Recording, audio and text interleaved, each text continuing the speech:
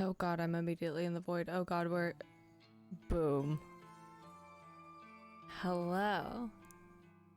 And welcome to Corpse Factory, and I will be fighting for my life this entire time to not say Corpse Party, because I keep on almost saying that, and that is not correct. Corpse Factory. Okay, so fun fact. Okay, one. I hope I don't get a copyright strike for the music that's playing in this game. I very well might. I did not check to see if there's a streamer mode.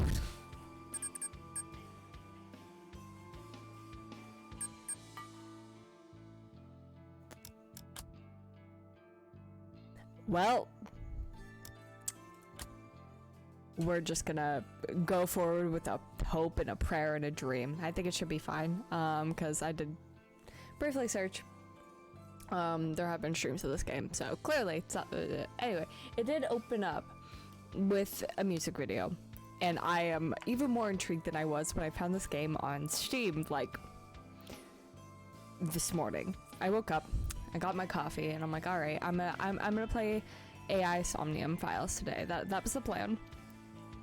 And then, I don't even know how, I was just kind of glancing around, and I found this, and I'm like, oh, that looks interesting, and the tags on it, I think the psychological and thriller and visual novel all popped out. I'm like, that is exactly up my alley. My favorite, like, genre of just about everything is psychological thriller or horror. And so I'm like, okay, all right. That seems interesting. And so I looked at it, and I looked at the cast for the voiceover, and I'm like, how have I not heard about this game already? It has Erica Harlicker, like Brianna, Brianna Knickenbocker, I think is her last name. And she voices Hootao in Genshin Impact. Like, Kaiji Tang, who voices Dazai from the BSD dub, and also Gojo. Fucking Sean Chiplock, like, there's just like a loaded cast. I'm like, okay, all right, and it just seems really interesting. So I was like, I want to play that, and here I am. It is very late, and I do not want to know how much time I might see the sun at some point here, but I'm really excited. It did also open up with a warning. It was very brief. I didn't get to see it fully. Just fair warning, there's like, I think there's gonna be talking about some mental instability. I think our main character is very crazy. There's going to be a bit of gore, I think, or like implicated gore, and death, as perhaps we can see by the morgue in front of us, and the name, words, good. But yeah, I'm gonna stop yapping. I don't know if I'm in a good spot. Like, I might move around on the screen. I might just go to a few different places once we actually get in. I just didn't know where to put myself for now, but without further ado, I'm so excited. Let's go. The music, by the way, is fucking phenomenal already. Like, I already love the music. Emi Katsuno. Alright, let's go. Friday, June 12th morning. God. Okay, just 1 second. Hold on. I'm just gonna take a sip of tea. Man, there was no... We're just... Okay, got it. I know those bitches. Sorry. it's so... Whoa, that was immediately. Okay. I know those bitches have been talking about me behind my back. They flash those fake smiles when I walk past.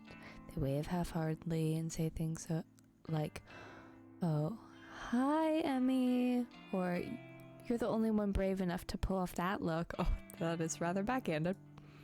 They're all two-faced, lying assholes. And I hate each and every one of them. Amano, Sachiko, Kurosawa. Just look at them. Everything about them is fake. Fake lips, Fake nails, fake smiles, fake personalities. I mean, damn. Look, I'll be the first to admit that I'm a fake bitch too. Glad we got that out of the way. Hey, honesty, I respect it. But even I know I'm not as bad as them. I'm not horrible to every person I meet, just the ones I don't like. There are worse things. It's not fair that I have to work with them. I just wanted a part-time job, something breezy and casual. How was I supposed to know these delinquents would obsess over tormenting me? Amano is unbearable, but probably the least terrible of the three. She's a year younger than me and acts like she's some famous pop idol. I was gonna say she's rather cute. Like, I don't know. At least she's the least terrible. My raters. Oh, it is a comic. Oh, well, this is a visual novel. I can do talking. It is a comedic fact. I have shit taste when it comes to fictional characters. Just to rattle off a few of my favorites. Well, no, I like Marius more now, but from Tears of Themis, Hoyo's ultimate game, I like Finn Richter. Who else? The Torre from Genshin Impact. Just if it's a red flag, we should get it out of the way that red's my favorite color, and I go for it. So, Scaramouche, that's a big one. You know, I can fix them, this, you know, I can change them, that. I will actively make them worse. Looking at Scaramouche with that one. Anyway. But she's a dropout, just like me, working in this dead-end part-time job just so her parents don't kick her out of their house. Also, I need to be quiet. It's late and my window's open.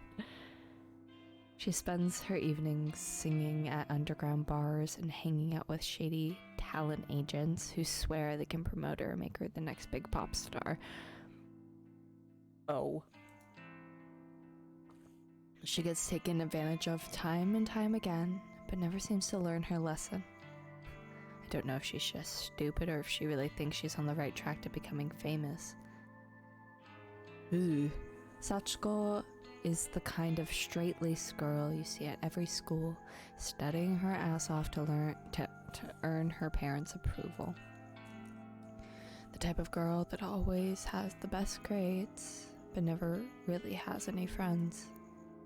She's the kind of girl that graduates and then the reality of the real world knocks her on her ass and she realizes she actually has no clue what she's doing, just like the rest of us.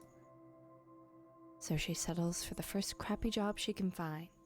Then suddenly it's 3 years later and she's still slaving away for asshole managers just to make ends meet. Instead of being humbled by her station in life, Sachiko decides to take her anger out on everyone around her. I've seen her slap customers out of frustration. How do you... Listen, anyone who's worked in fucking retail or, you know, just a part-time job, that's not so ludicrous. Really, think about it. But you probably shouldn't do that. I don't know how she's kept the job for 3 years. Rumor has it that she strangled our boss on one occasion. That's how.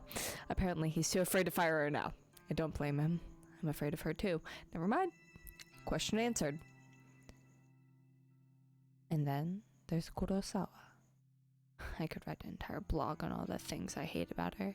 She's pretty, but she's very aware of it. She seems to have a new Sorry, it's not funny. She seems to have a new sugar daddy every few weeks. Some poor old fool she strings along and milks dry.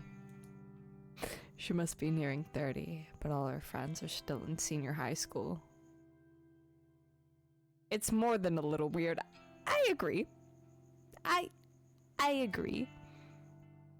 They hang out around the train station, bullying homeless people and shoplifting from the convenience store. I'm pretty certain that she's done time once or twice. God damn! Kurosawa is just an all-around terrible person. She makes Amano and Sachiko look like saints in comparison. You're telling me. I was just looking the same thing. Honestly, I couldn't ask for a worse group of workers. It could always be worse. Someone could be a murderer. Listen. Finally, there's me.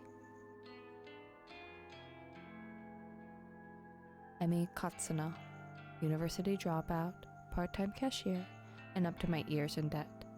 I live in a small apartment in a bad neighborhood just to keep my head above water. My apartment building is filled with deadbeats, loan sharks, junkies, perverts, you name it. Yeah, sounds like a real dream. By some miracle, I managed to snatch up the best apartment in the worst building. Although the place is nice, the rent is questionably low. I'm fully expecting the landlord to wander in one day and demand more money, or murder me. I'm constantly worried about money, worried about my safety, worried about what the hell I'm supposed to be doing with my life. As if that wasn't bad enough, I have to work 4 days a week with with the 3 worst girls I've ever met in my life. Why are we highlighting girls every single time? I just want to know. I'm just a wee bit curious. Sorry, I was just trying to see where the save button might be on this game. Today is no different from any other. Amano greets me at the door, her disgustingly puffy and pouty lips pulled back in a half snarl, half smile. I can smell the sickly sweet scent of too much lip gloss from 10 feet away. Oh, hi, Emmy. You're late again, you know. It's Erica Harlicker. Bitch. I love this game already. I'm really enjoying myself. Yeah, sorry. Just let me past. I'll go clock in. Brianna? I don't think so. Or did I get that mixed up? I don't know. Emmy. Whatever. Kurosawa wants to see you. Can you, like, just go see her? Fine. Amano walks off. I look around. I look around for Kurosawa. The stale stench of cigarette smoke eventually overwhelms the lingering scent of lip gloss in the air and leads me to her location. You wanted me? Katsuno, I need you to process a big refund. Don't mess it up, okay? It's for a regular customer. Okay, I can do that. What am I refunding? There's a bunch of shirts on the counter. Just ring them up and refund them for cash. You can leave the money in the envelope under the register. Oh. Hey guys. Hey. I'm gonna turn that down a little, because it's lovely music. I just don't think it needs to be that loud. And I'm also gonna quick save. Because I'm anal retentive. My ear's ringing. Oh god, I'm sorry. I have pissed off the visual novel gods. Listen. Oh god. Yes. Fine, I'll take care of it. Thanks. I'm going for a smoke break. Okay. I decided to clock in before processing the refund. I won't be paid for this shift if the company doesn't know I came into work. Yeah. Right. Yeah. Yeah. I go behind the counter and retrieve the sign-in booklet. I flip to today's date and fill in my details. Done and done. The shirts that Kurosawa mentioned are lying haphazardly over the counter. I pick them up and scan each one. They're not cheap. The first rings up at 11,000 yen, and the next is 13,000. That's like 100 some odd American dollars, I do believe. Or somewhere close. Because you take off like 2 off the end of yen, I think. Like 2 digits, and you get somewhat close. There are 6 shirts, all up. That is right, I did read that right. Each one a little more expensive than the last. They don't look worn, and the tags are intact. I'm supposed to ask for a receipt and proof of purchase before making a refund, but the customer is obviously not here. Besides, the request came directly from Kurosawa. my superior, so I can't exactly refuse. The refund goes through the system successfully, and the cash drawer opens up. I count the correct amount of money in 10,000 yen bills, then pop the elastic band around the cash and put it in an envelope. I also print a copy of the refund receipt and slip it in with the cash. I hope I don't have to, like, remember things. Hold on, I'm just trying to play a cool little visual novel game. Job done. I slide the envelope back under the register and lean against the counter, surveying the store. I can see that there aren't any customers around. It's still early in the morning after all. We don't usually get much business until around lunchtime. That's why I kind of like enjoy opening shifts. Like, if you're not in the mood to deal with shit, they're nice because you're not very busy, no matter where you are. I hover around the register for a while, biting my nails and staring at the clock to pass time. That's not how you pass time. You zone out and you imagine scenarios in your head for like 10 minutes at a time, and then you incrementally, how many hours do I, like, if you have to be there for 6 hours, that's like 36 10-minute increments, so 36 times that you're zoning out and focusing on a scenario. You understand? That's what I do. And then every once in a while you look at the clock and figure out how much time you have left. Kurosawa eventually returns from a smoke break. Half an hour must have passed by now. What does she think she is? You finished that refund? Yes, ma'am. Yeah, I did it just like you said.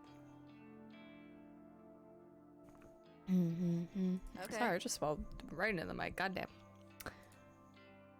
She rummages around underneath the cash register and pulls out the envelope stuffed with cash. Her fingers flick through it quickly, counting each note. And she nods as though satisfied. Good work, Katsuno. I'll pass this on to the customer next time they come in. No problem. Anyway, I'll take over the cash register for a while. You want to go tidy up stock? Yeah, okay. Well, they sound amiable enough to one another. I'm not too bothered if Kurosawa wants to take over my register duties. It's boring standing around. I'd much rather be doing something than nothing. Yes, agreed. Also, like nothing's ever changed. I mess with audio so much. As I head towards a rack of untidy jackets, Sachiko bumps into me. Sorry, I didn't see you there. Hello. Sorry? Did she actually just apologize to someone? Sachiko? Customer abuser? Right, you slap people. Forgot about that. That's fine. You okay? I haven't been sleeping real well. I'm just tired, that's all. Well, get some rest, I guess. Thanks. She does not seem bad at all. Look, while I've got you here, I know I haven't really been easy to get along with lately. I've got my own personal issues, but that's no reason to take it out on you and the other girls. I can't believe what I'm hearing here. Sachiko has had a change of heart? Yeah, she doesn't seem too bad. So I'm resigning as Oh. of today. I don't deserve this job. I wanted to apologize and make sure there's no bad blood between us. Are you okay? Are you okay? Sachiko. I don't know what to say. I never expected this from you. Yeah. If you're resigning, do you have another job lined up? No, not yet, but I need to work on myself first. I have a lot to think about.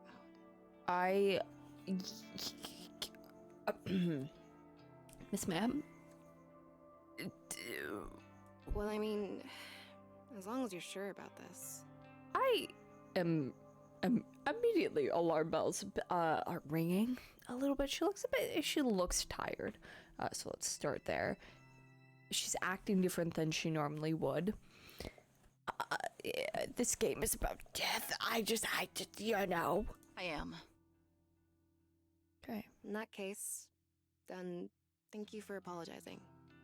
I forgive you. Who the fuck is the voice actor for Emmy? Because it sounds so familiar. I also really like their voice. Thank you, Emmy. Well, until next time then. Yeah. Until next time. Sachiko takes her leave. I'm still a bit taken aback by her sudden personality change. Did I misjudge her from the start? You might have done. Oh, okay, no, that can't be it. She has a history of abusing customers and coworkers. Exactly what I was about to say.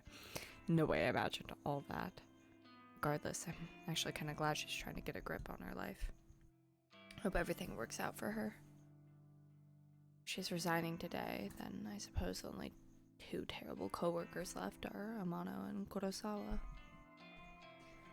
I glance at Amano, who is standing by the door waiting to greet customers. She has a vacant expression on her face, like always. And I look toward the register, where Kurosawa should have been standing. But she's not there. She offered to take over register duties for me? Where the hell did she disappear to? I wander behind the counter. The register doesn't look like it has been touched. Out of curiosity, I slide my hand around under the register. Money ain't there, is it? And the cash-stuffed envelope is gone. No sign of it.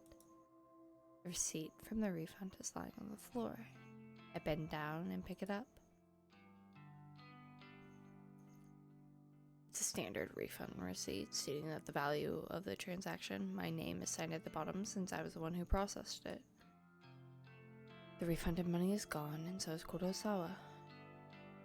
Did she? No, she couldn't have. Surely she wouldn't have run off with the money. No one would be stupid enough to risk their job over that, would they? Ah, there's Katsuno. You should go ask her about it. Huh? Kurosawa is still here? She seemed to pop up from nowhere. Katsuno, a word, if you please. Ah, Hirota, the manager of the store. He normally spends his time in the office out back, so it's kind of unusual to see him here. What do you want with me? Kurosawa was tending to the register when she noticed the system flagged a large refund as suspicious. Do you know anything about it? Yeah, she asked me to fucking process it. Are we done? Yeah, I processed a big refund this morning. Is that so? Do you have the receipt? Here. I hand him the transaction receipt that is still between my fingers. He looks it over once, then twice, his eyebrows furrowing. This is quite a large refund. No wonder the system flagged it. Did you get approval from Kurosawa before processing this? Sure did. Kurosawa was the one who asked me to process it, sir. I never even spoke to the customer that it was intended for. That's not true, Hirota. I don't know anything about this refund. Are you serious? Wait, what? Where is the refunded money now? Well, I put it in an envelope underneath the register, but... There's no money here, sir. Oh, are you fucking kidding me, mate? She's lying to you. Are you what purpose does this serve you? There's cameras, are there not? Interesting. No money to be found. Oh my god. And Katsuno, you're the one who signed off on the refund. That makes you responsible. I feel like there's a better system for this. Yeah, I did sign it, but... You're going to have to tell the truth, Katsuno. Did you take the money? Don't make me get the police involved. Please do, then they could check the cameras. Wait, hang on. Do you think I stole it? Kurosawa asked me to process the refund and leave the cash in an envelope. Nonsense. That's simply irresponsible. It's not safe to leave cash out of the register. True. Touche. Yeah, that got me there. But... You did ask for it? I feel my stomach beginning to sink. What exactly is happening here? Confess at once, Katsuno. Why are you so ready to believe her, though? I didn't steal the damn money! If anyone stole it, it was that bitch Kurosawa! Yeah? Fair. Enough! We're not going to stand here and argue about this like bickering school children. It seems like you really want to pin the blame on me immediately, though. Like, I'm just saying. Sachiko! Oh, God. Oh, no. Oh, God. Like a serpent slinking out of the shadows, Sachiko slides beside Hirota. Yeah, Sirota? Did you witness Katsuno take an envelope of cash from the register? Don't tell me when she bumped into us, Oh, yes, sir. Just this morning. She acted like she was processing a refund, then pocketed the cash. I meant to bring it to your attention sooner, but... Are you fucking kidding me? That bitch! She hasn't changed at all! She just sold me out. Wait, did you actually steal the money? Oh, the only time you ever use, like, oh, you sold me out is when you actually do the thing and you're trying to get away with it. I managed to catch a glimpse of Kurosawa smirking at Sachiko. They nod in unison and giggle. Are they in this together? Are they throwing me under the bus just so they can steal some cash? I can't believe it. I'm so fucking angry. There you have it. How? A witness to your crime. Kurosawa, if you would kindly call the police. How are you gonna say the word bitch about 5 times and then say freaking? Come on. Yes, sir. Commit. Wait just a minute! I scream louder than intended, but my blood is boiling and I can barely control myself. I didn't steal any money. Why don't you check the security cameras, huh? You'll see that I'm innocent. Exactly. Thank you. Oh, you know those cameras haven't worked in months, right? I suppose nowadays they're mostly just for show. Yeah, okay, that's about convenient. And that's how that actually this game is very realistic because it really do be that way. Of course, if Hirota really wants me to, I could go double check just to be sure. Though I think that would just be a waste of time. Thank you, but that won't be necessary, Kurosawa. Is that Sean Chiplock? I think it is. Kurosawa's eyes narrow as she gazes at me wickedly. Amano, please show everybody what you found. Are you all in this together? You got it, boss. Girl, what? She looks dead in the eyes.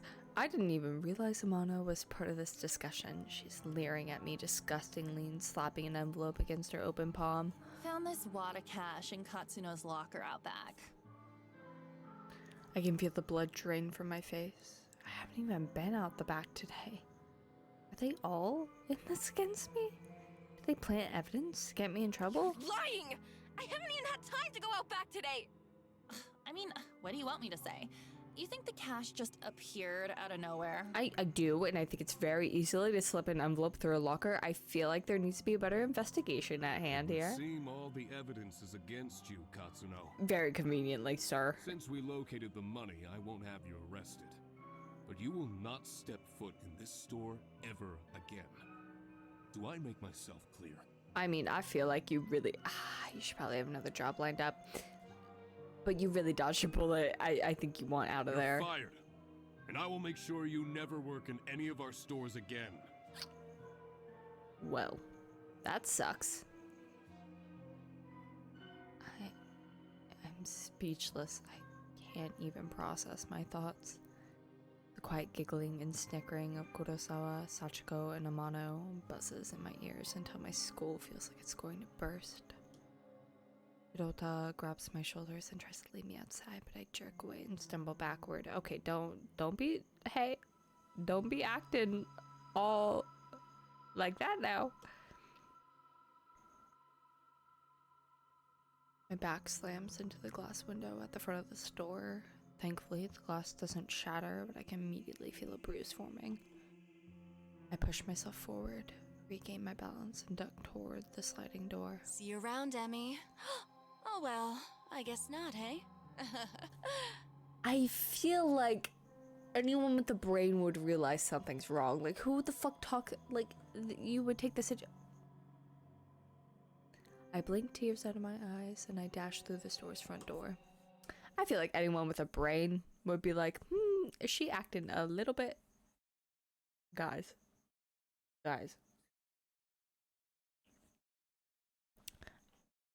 I think she's acting a wee bit sus. I think I'm gonna call an emergency meeting on that. Nah, but for real, you think like fucking the manager would realize like you're acting a little bit too giddy right now. Like my anger and fear and anxiety get the better of me. It's a good 5 or 10 minutes before I realize I've been running aimlessly through the shopping mall. God, that's an image. I reach a hand to my eyes to wipe away the moisture and take a deep breath. I look around, trying to get my bearings. The escalators. At least I know where I am. I feel like if you work in a mall for about a certain amount of time, you're not going to get very lost very easily unless it's a very large mall. I need to sit down and compose myself. If I don't calm down, I might be tempted to return to the store and start punching those 3 absolute assholes. Let's not add salt to the list of crimes. With my head down, I blindly charge toward a small seating area. Watch out! Hello? I collide head. That was Brianna. I know that voice. That was Brianna. I collide headfirst with somebody in front of me. Without thinking, I scream out in anger. Watch where you're going! You were the one. Wait, this girl.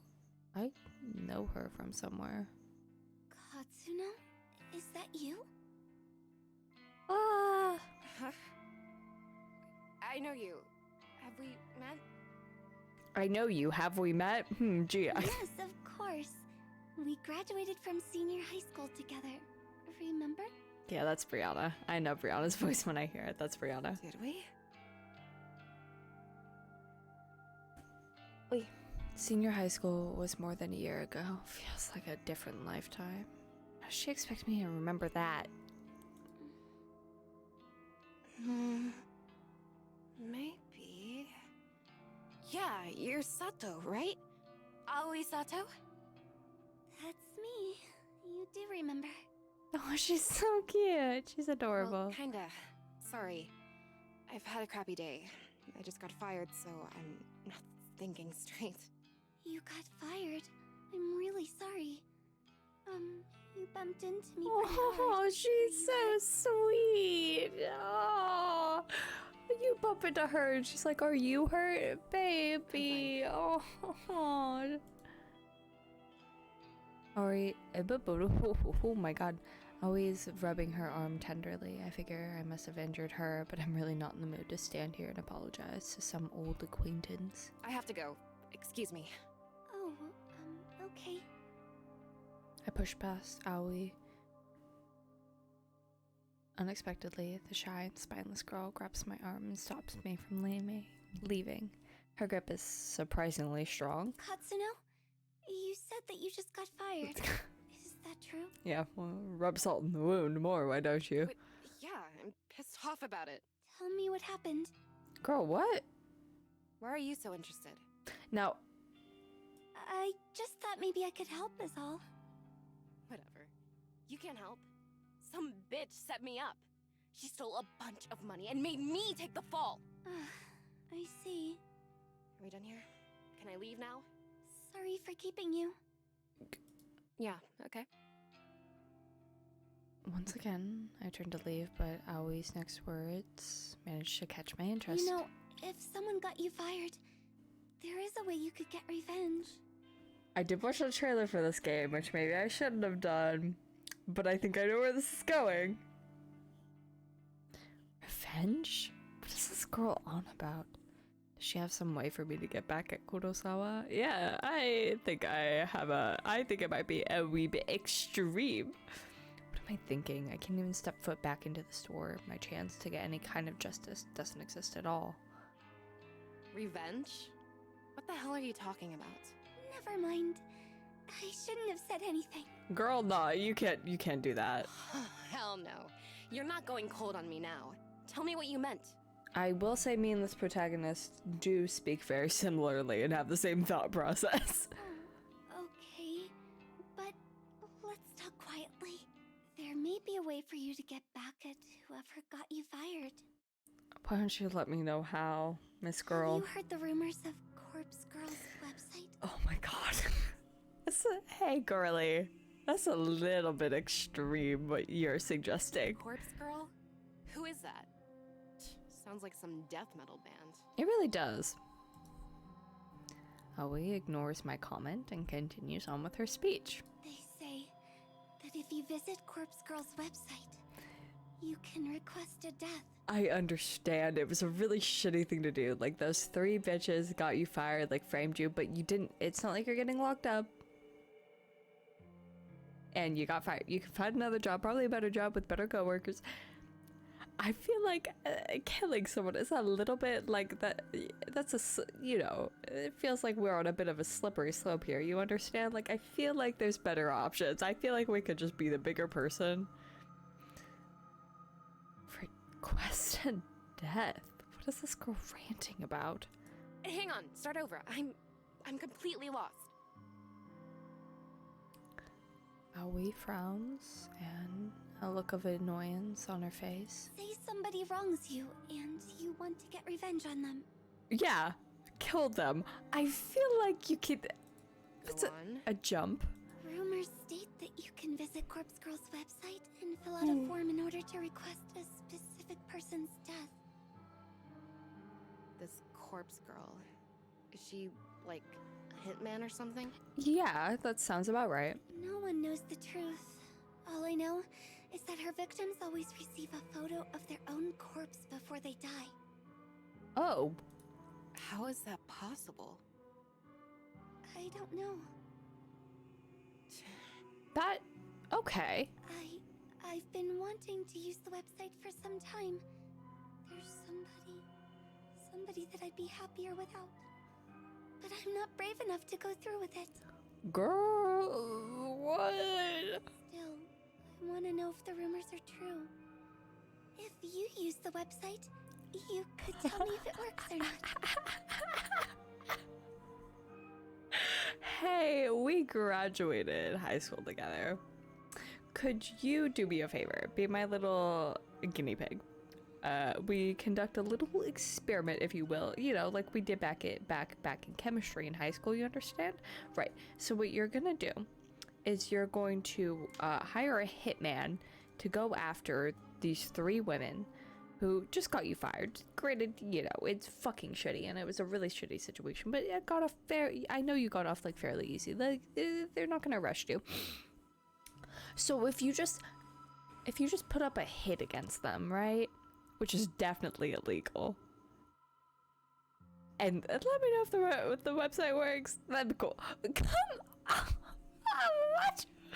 This whole thing sounds sketchy. Risky. Are the police gonna come get me if I go on this website? Oh, that's what I'm saying. That's immediately where my mind went. I've got no idea. Girl! Well, thanks, I guess. Aoi doesn't make any further attempt to stop me when I turn on my heel and walk away. I don't know what to make of her suggestion. Can such a website even exist? The ability to request a death just sounds so unbelievable. And yet... Emmy, my girl. Emmy.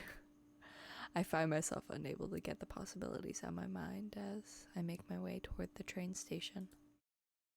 Corpse Girl, a website tailored for revenge. Godabin, Kurosawa, Sachiko, Amano.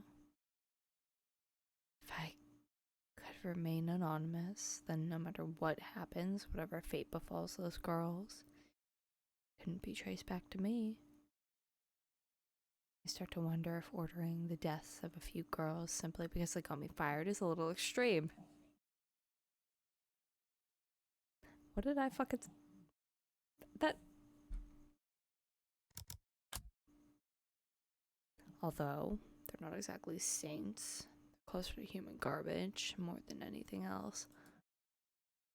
They've always been hostile toward me, and I'd probably be doing the world a favor if I had them all killed. Listen. Emmy, You ever heard of a little thing called Death Note? I'm starting to fucking listen, I don't this is a slippery slope, you understand? Oh no. If they screwed me over without a second thought, who knows what they might do to their next unsuspecting victim.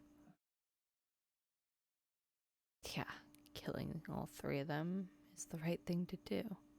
Removing them from the planet will prevent them from hurting anyone else. Oh no. My heart begins to race. I don't like this. Chrissy, wake up. I don't like this.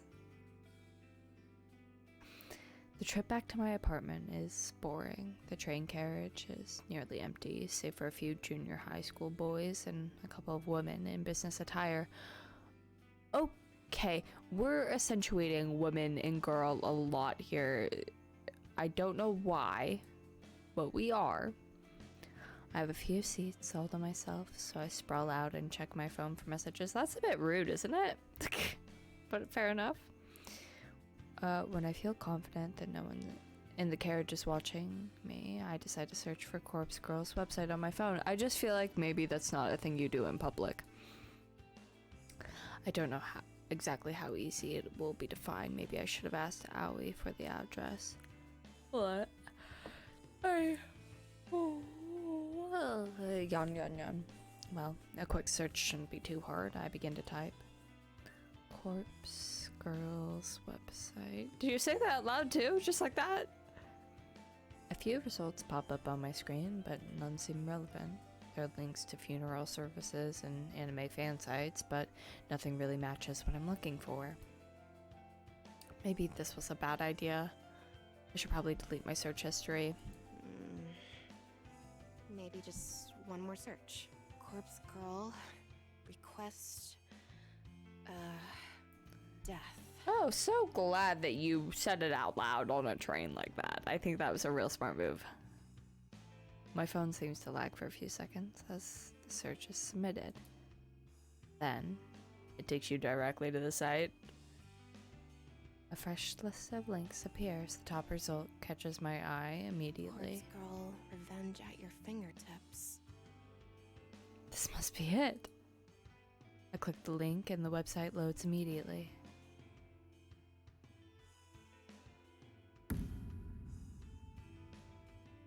The website is simple. There's a freaky little dancing girl at the top of the screen who looks too happy to belong on such a site.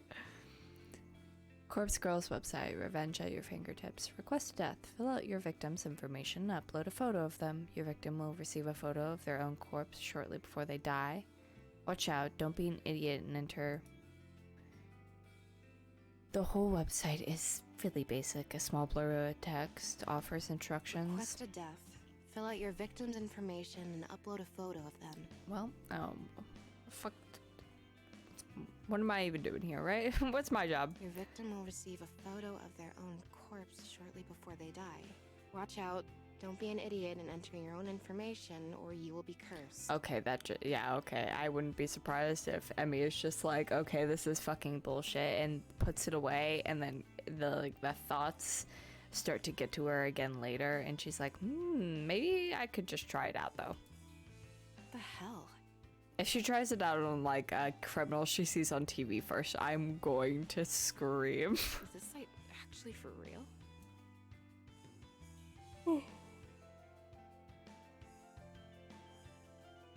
I start to wonder if I should go through with this. There's very little useful information on this website. I mean, it does say request a death, but come on. Is someone actually going to go out and kill the person I choose? How on earth can someone receive a photo of their own corpse before they're actually dead? It just doesn't make sense. My heart suddenly skips a beat and I nearly drop my phone when it buzzes at me. Thank God. It's just a text message. An unknown number. That's never a good thing. Wait a minute. There's a photo attachment. It would be sending a photo from an unknown number. Please don't be your own corpse.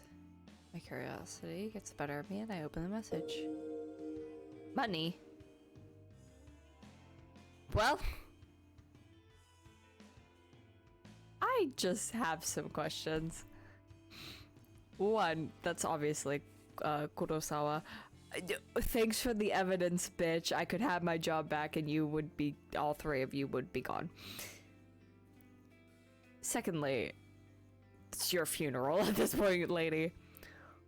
Kurosawa, you fucking bitch. Again, just commit. You fucking bitch. Come on, say it with me now, Emmy.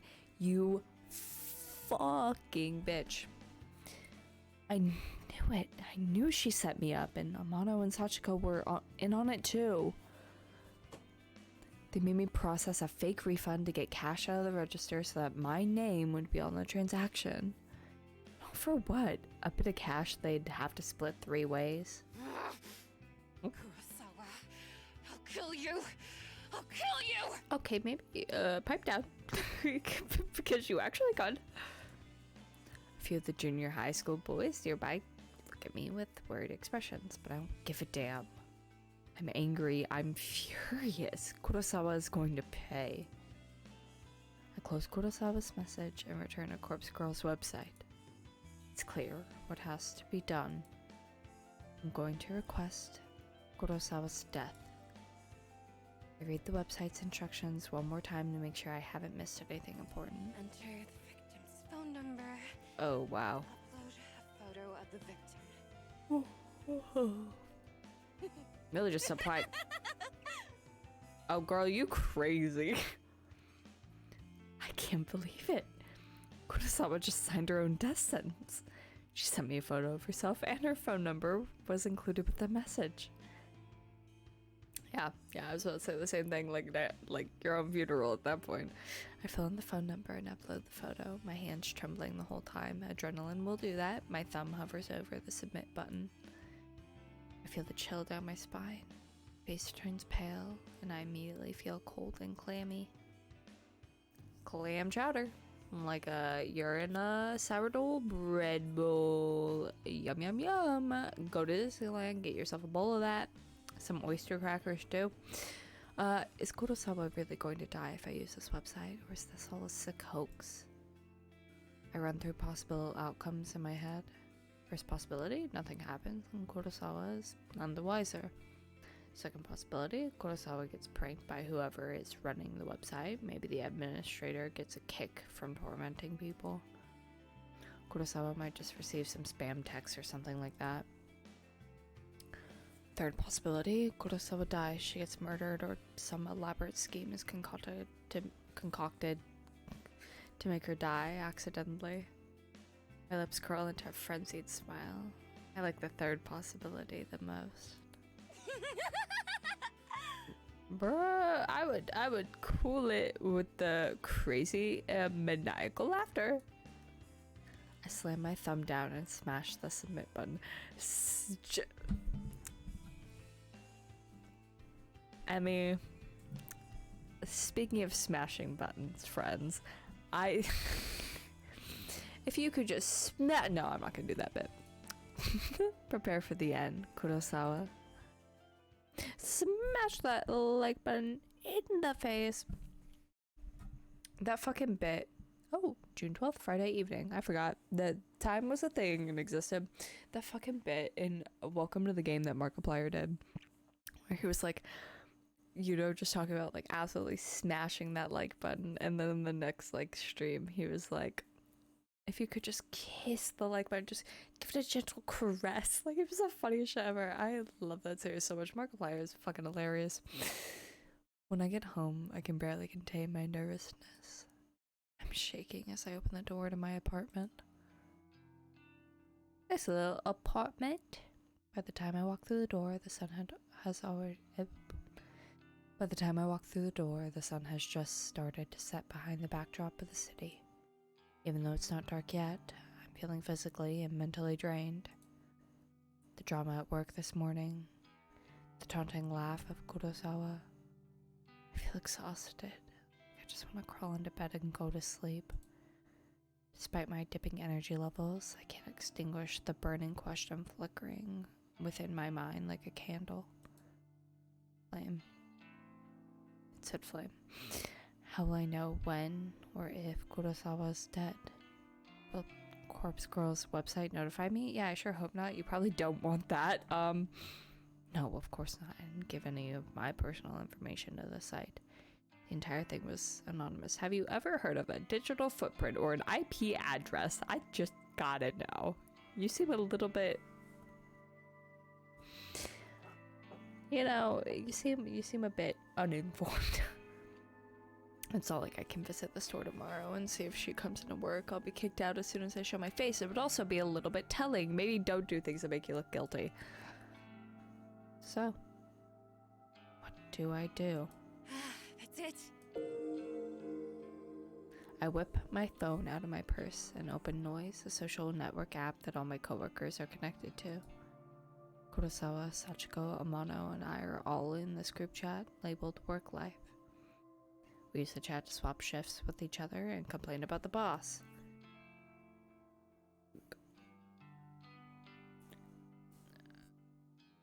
I was hoping I haven't been kicked out from the group yet. I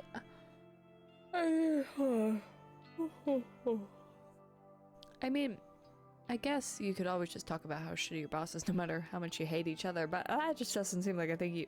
Whatever. I swipe through the list of chat members and tap on Kurosawa's profile. Last online, 1 hour ago. Perfect. If I use the app, I can keep an eye on when Kurosawa is active. She only has to be using her phone for Noise to detect that she's online. She doesn't necessarily have to be using Noise itself.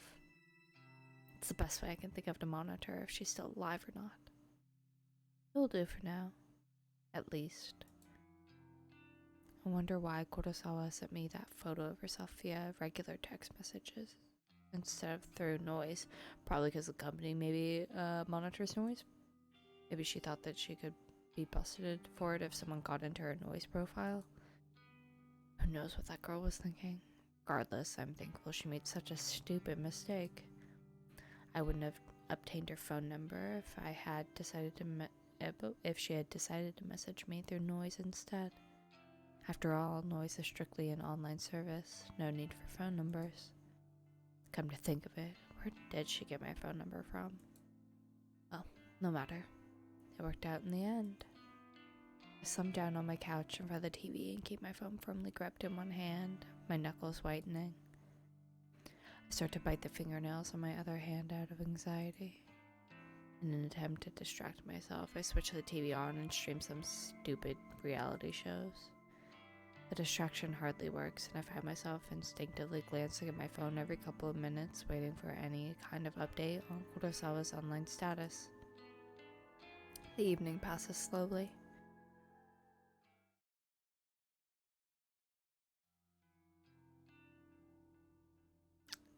June 13th, Saturday morning. I'm just vibing to this calm music, I'm not gonna lie.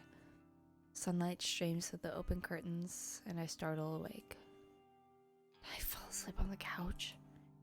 I wipe my mouth with my sleeve, cleaning off a trickle of drool from my chin. You slept good. You slept hard, my friend.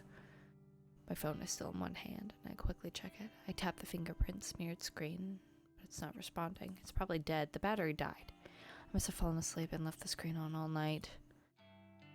Do you not have auto lock on, my dear girl? I feel like... Alright, to each their own. I race toward the charger and plug it in, anxiously waiting for just enough energy to turn the phone screen back on. After what seems like an eternity, the phone screen comes to life. I catch a glimpse of the clock as I swipe the lock screen away. 6:34 a.m. I open Noise as quickly as I can and flick through Kurosawa's profile. Huh? This profile is private. You're not connected to this person. Damn it! She blocked me! I frantically navigate the group chat only to find that I've been kicked out. Damn it! Damn it! What can I do now? I've got no other way of knowing whether Kurosawa is still alive. I slam my phone down in frustration and it vibrates in retaliation. Another text message. I blink a couple of times. Who would be texting me at this hour? Might be Kurosawa again, trying to rub my face in her victory. Well, if that's the case, at least I would know that she's still alive. I hesitantly pick up my phone and open the message. There's no text, just a photo attachment. Uh-oh, SpaghettiOs. Girly, that looks like you. Uh-oh. What the hell is this?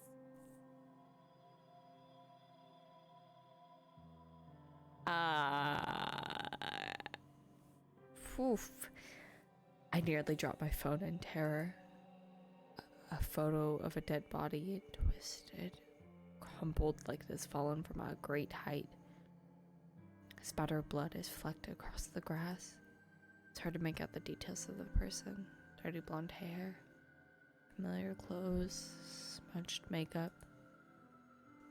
This dead body. Is it supposed to be me? There can be no mistaking it.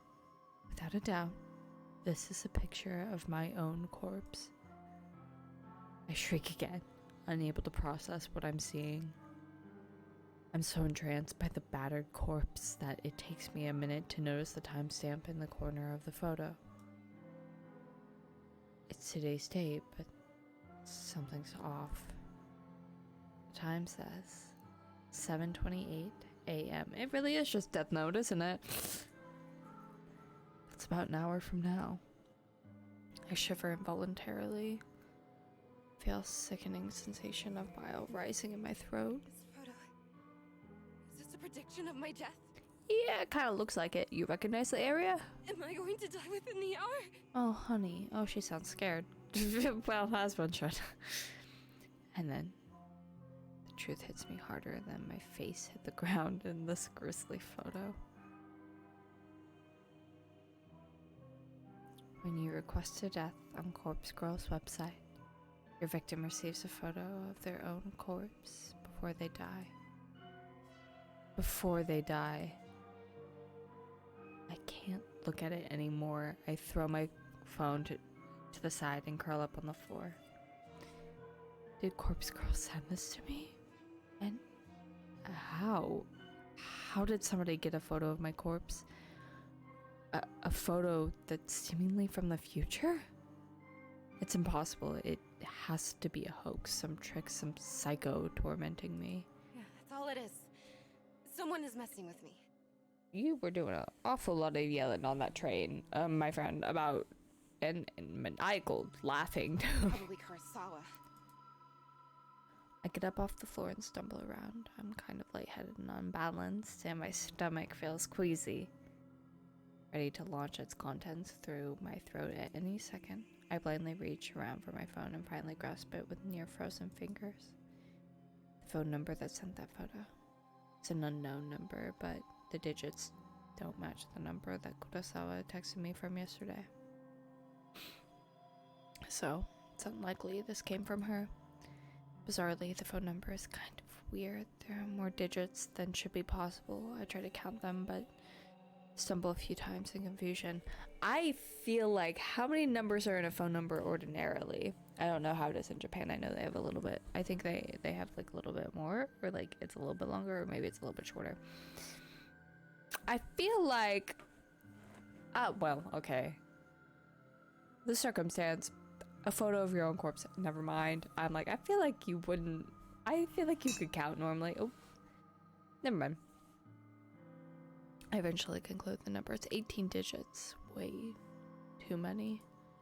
In addition, the phone number seems to repeat digits a lot. 666-33666-22-666-44666. Seems too strange to be real. Is it possible to fake a phone number? Something interesting catches my attention, even though the caller ID doesn't recognize the number. It has data on the origin of the number. Tokyo, Japan. My very own city. Perhaps the sender of this photo can mask their number, but can't hide their location. Gives me an idea, and I decide to get to the bottom of the situation, despite my head throbbing and stomach pleading to be emptied.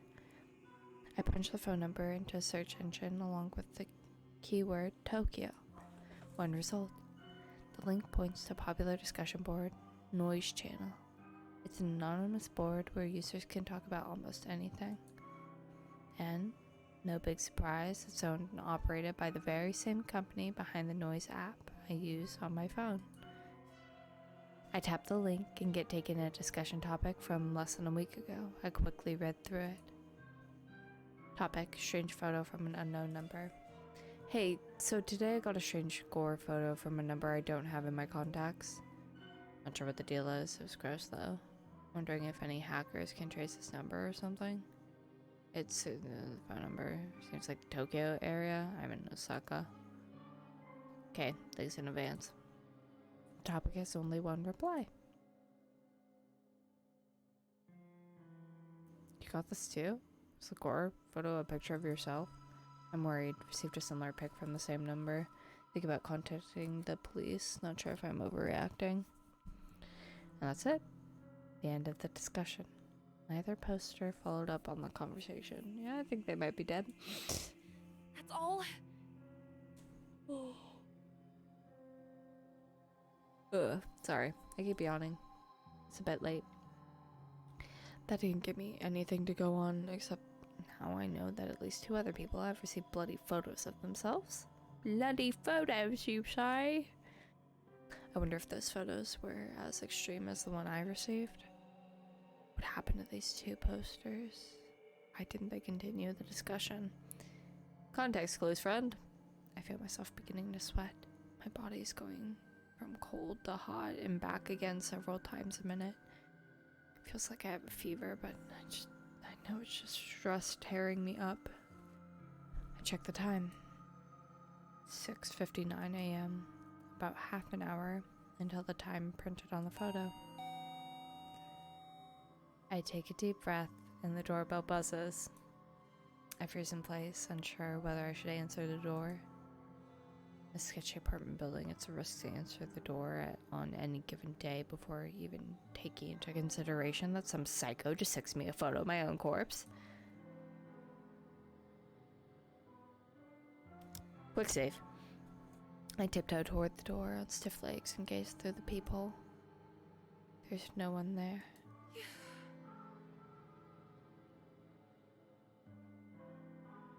I don't like that.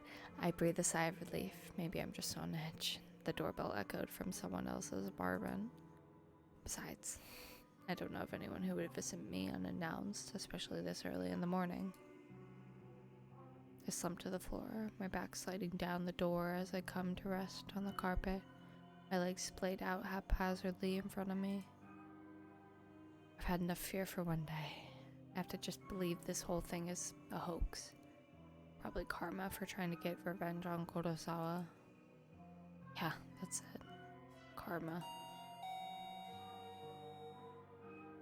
The doorbell rings again and I scream in shock, my head slamming back against the door I was resting against. I jump to my feet and ignore the people, this time simply swinging the door wide open. Are you a bloody idiot? A gust of chilly morning air sweeps into my apartment, and I shut my eyes tightly against the sudden cold. My messy hair tangles in the wind, it obscures my vision. When I open my eyes, quickly I sweep the hair out of my face and look around. There's no one here except...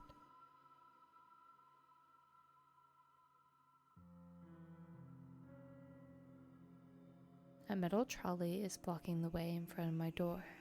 A stark white bag, about the size of a human body, rests atop the trolley. Does this fucking girl just deliver the corpse straight to the fucking person who asked for it? That's kind of funny. I mean, not funny. That's fucked up. Sorry. Lip balm. I'm out of lip balm, pretty much. My heart begins to race as I immediately recognize what this is. On TV, they always show these trolleys used in morgues to cart around dead bodies. dead bodies. The vomit that has been trying to escape my body all morning finally finds its way out of my mouth. I retch and heave in the doorway until nothing is left inside my belly except the stinging stomach acid that threatens to burn through its fleshy container. The writing in this is pretty good. Like, they're pretty descriptive. I quite like it. The stench wafting from the trolley is overwhelming. Pinching my nostrils closed does little more than trap the horrific odor inside my own skull, and I gag and splutter involuntarily. My hand reaches forward, as though controlled by some being other than myself. I can't pull it back, and can't prevent my fingers from grasping the zipper tag attached to the front of the body bag. I unzip the bag.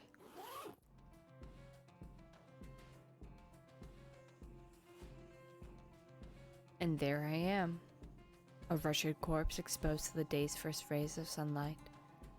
I stand here in the doorway as I lay here atop the trolley, simultaneously alive and dead, but more dead than alive in both bodies. The bruising on my face is horrific, and I reach a stiff finger to my own lips, my living lips tracing the outline of the bruise I see before me. There's no pain where the bruise should be, and I breathe a sigh of relief. For why would there be any pain if I'm already dead? To feel pain would be absurd, and I would really have to start worrying. I wonder how I died. Did I fall from a great height? Did somebody hit me with a car? Would I collapse from some internal reason, perhaps from organ failure or undiagnosed sickness? Maybe I didn't die and the corpse in front of me is alive, living, and breathing just as I do while standing in front of myself. Maybe this is all a prank I've pulled on myself, dying just as a joke, but never really dying, always living until the point I actually die and it's no longer a prank.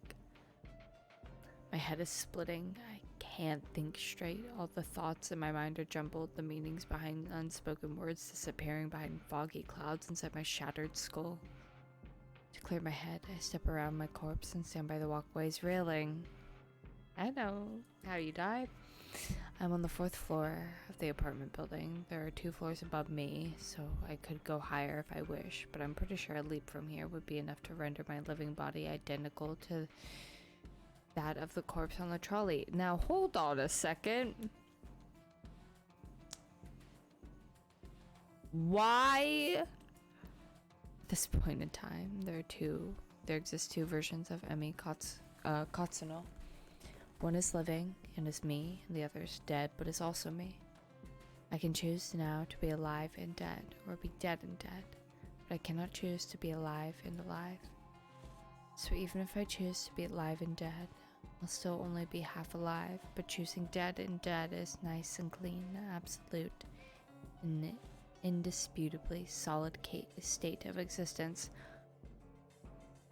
Emmy, I understand it's like 7 a.m, perhaps like almost 7:30, with the way this is going.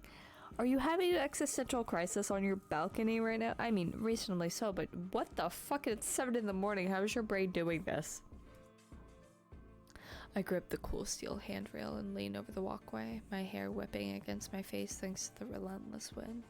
4 stories below me is a small courtyard, paved with concrete and decorated with the occasional shrub or flower bed. Warning! Warning! Warning! Warning! There it is. I missed the concrete by about 2 feet. I didn't like that sound. Dirt sprays up into the air as my nose is crushed under my own body weight. I think about that photo Kurosawa sent me with her smug smile and hands full of stolen money. My teeth grind into my tongue and sever it, but it doesn't manage to escape my closed mouth. Ugh. I don't like gore, fun fact. I am a person who gets a little bit squeamish and my mind wanders and settles on Corpse Girl's website. What was that all about anyway? As far as I know, nothing happened when I submitted Kurosawa's details. Kurosawa found the website as well and submitted my details first. This corpse girl got me. Play Kurosawa. I think I can taste the blood in my mouth, but it might just be a memory from some other point in my lifetime. A blinking light from a nearby parked car kind of irritates me. Then my vision turns blue or black, and my only concern is how I'll never truly know what.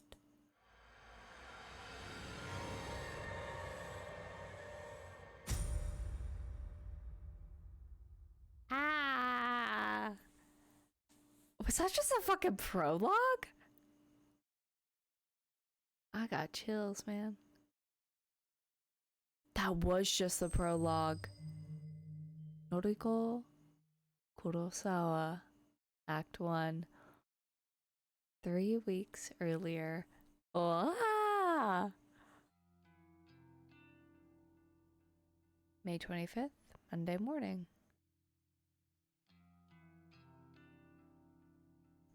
Okay. Holy shit. Oh, hold on, no, give me a second. Damn. Okay. Okay. I've always liked the shape of my eyes. I can be critical about other parts of my body, but I'll never complain about my eyes. With or without makeup, I think they look great. Mother used to tell me I inherited her eyes, and my big sister inherited father's eyes. To be honest, I don't see any of my father's features in myself or my sister, but I do agree that my eyes are exact replicas of mother's. Mother doesn't see too well anymore, and that might be something I have to also worry about in the future.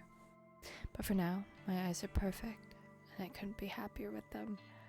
Oh, I'm gonna lose my mind. If when she gets her photo, like when she receives her photo from Corpse Girl, because I assume she is going to die. Maybe, or maybe she won't. If her eyes are gouged out in it, oh, I'm gonna lose my mind. I wear eyeshadow and eyeliner to bring out my best features. Some people tell me I use too much makeup, that I tend to overdo it and make myself look intimidating. Well, I don't really care. I mostly like the way I look, and honestly, how many people can claim the same? Today's morning ritual is the same as any other workday. I'm a slave to the wage, and I'm not proud of it. Call me a corporate sellout, but I can't survive without money. My alarm goes off at 6 a.m., the shower's running by 6:05, and I'm dry and dressed by 6:15. I skip breakfast because I'm... Oh my god. Okay. I skip breakfast because I'm watching my figure and spend until 6:30 a.m. working on my makeup. Breakfast is the most important meal of the day, friends. Don't skip it. That is stupid. Anyway, I'm out of my cramped shoebox apartment by 6:45 a.m. Sometimes I catch my neighbor returning home from his overnight shift, and if so, I exchange simple pleasantries with him and continue on my way. Today, there's no sign of my neighbors, so I don't slow down as I descend the stairs and exit the building. Hitting the convenience store for a can. I thought I saw something moving on my screen. I almost had a goddamn... Whew. Can of coffee saps another few minutes from each day. I prefer sweet milk coffees, but every now and then I'm in the mood for rich black coffee. Coffee does sound fucking phenomenal, I'm not gonna lie.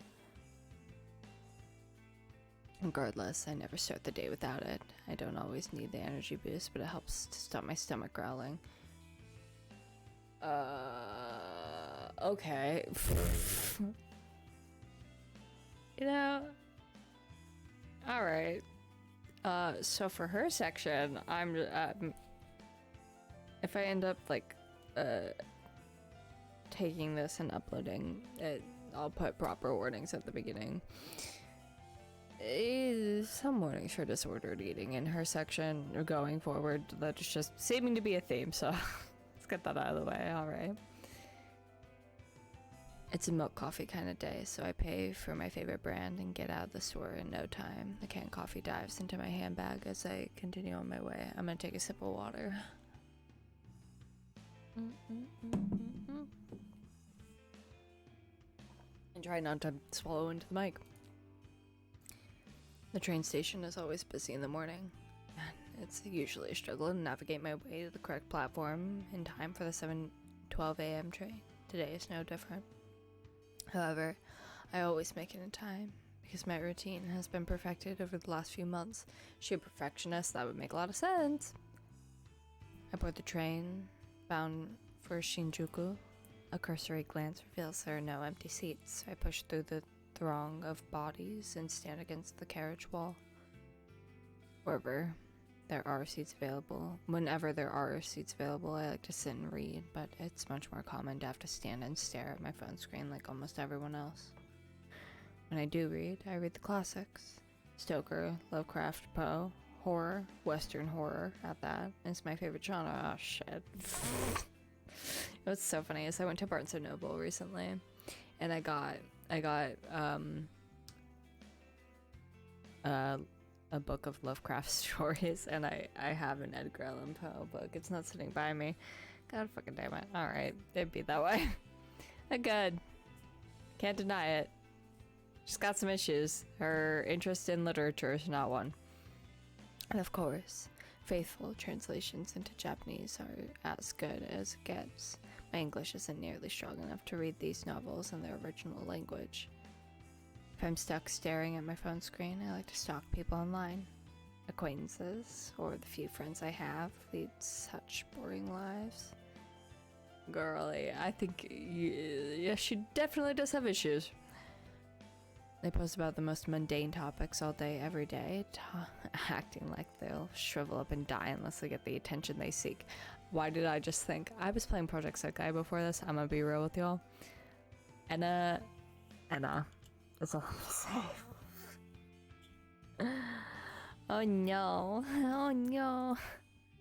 I find their dull, tedious lives simply fascinating. From behind the safety of a glass veil, I can fulfill my voyeuristic fetishes and consume as much pointless information as I desire. Hold on.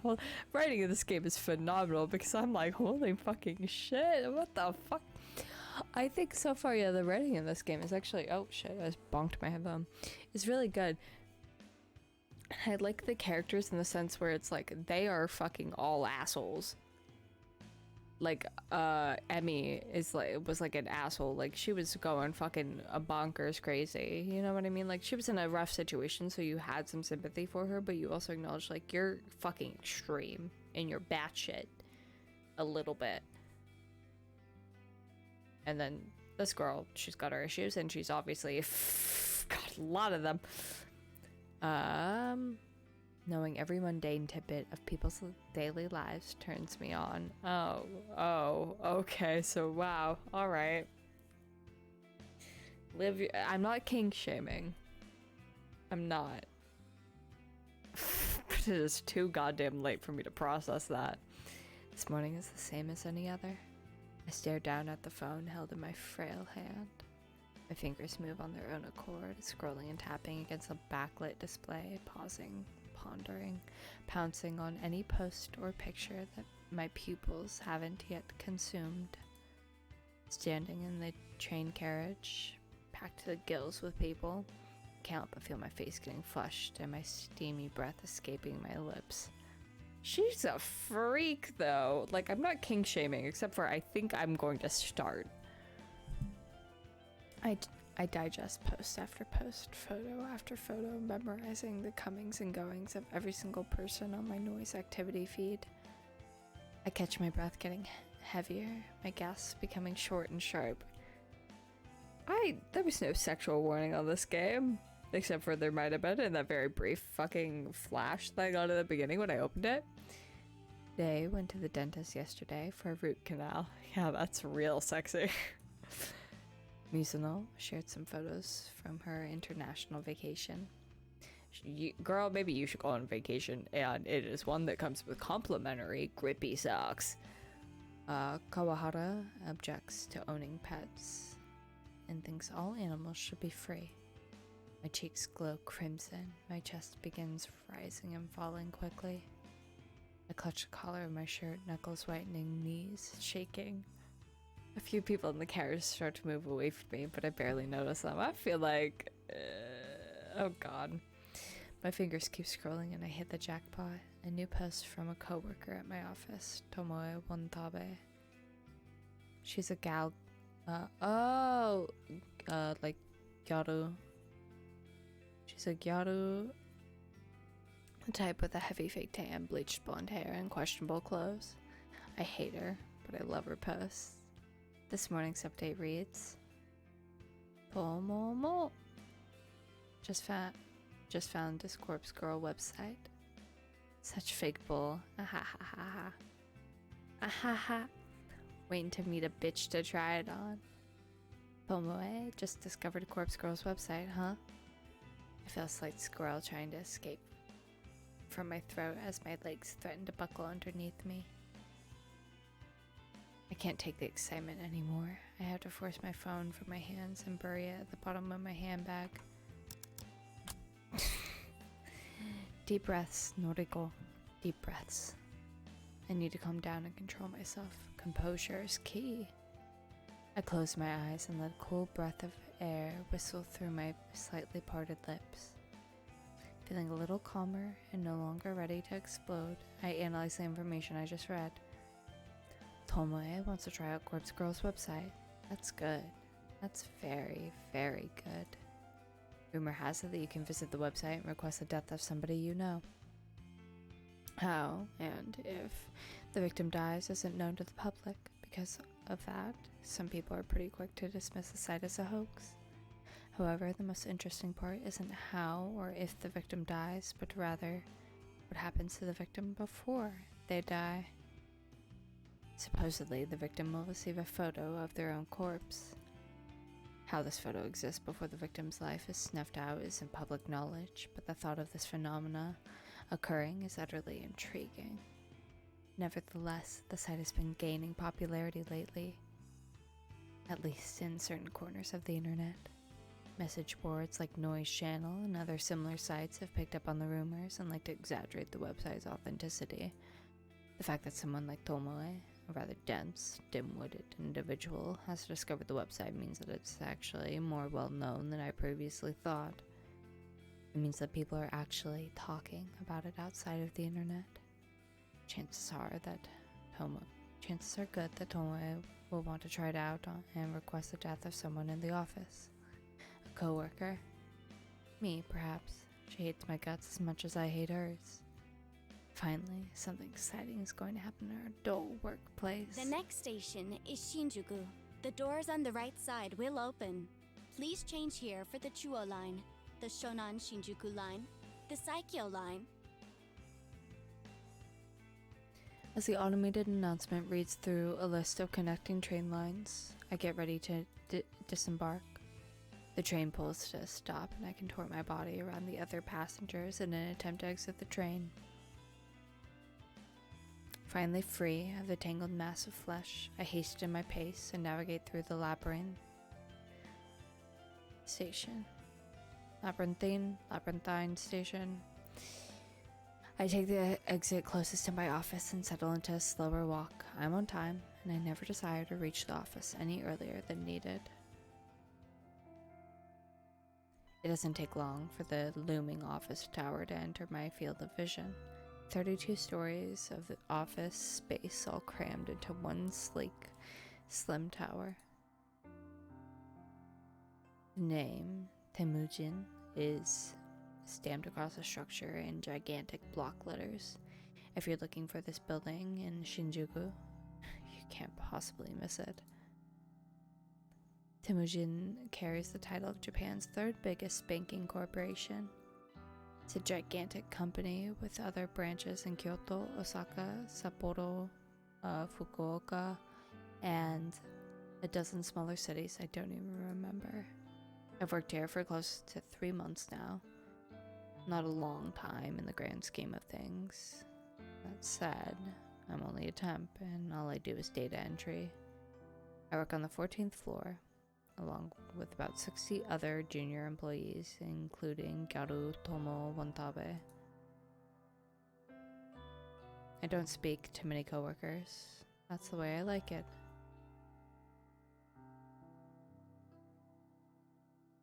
When I reach the building, I enter through the giant double sliding doors and find myself in the familiar lobby.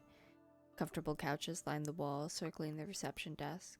4 large elevators are docked away in a nook behind the reception desk. It's already busy this morning. Though, to be fair, this place is packed all the time. Damn it.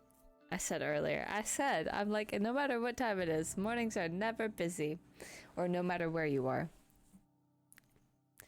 Perhaps that was a bit wrong. I avoid the crowds of sharply dressed business people, feeling a little out of place in my semi-formal shirt and skirt.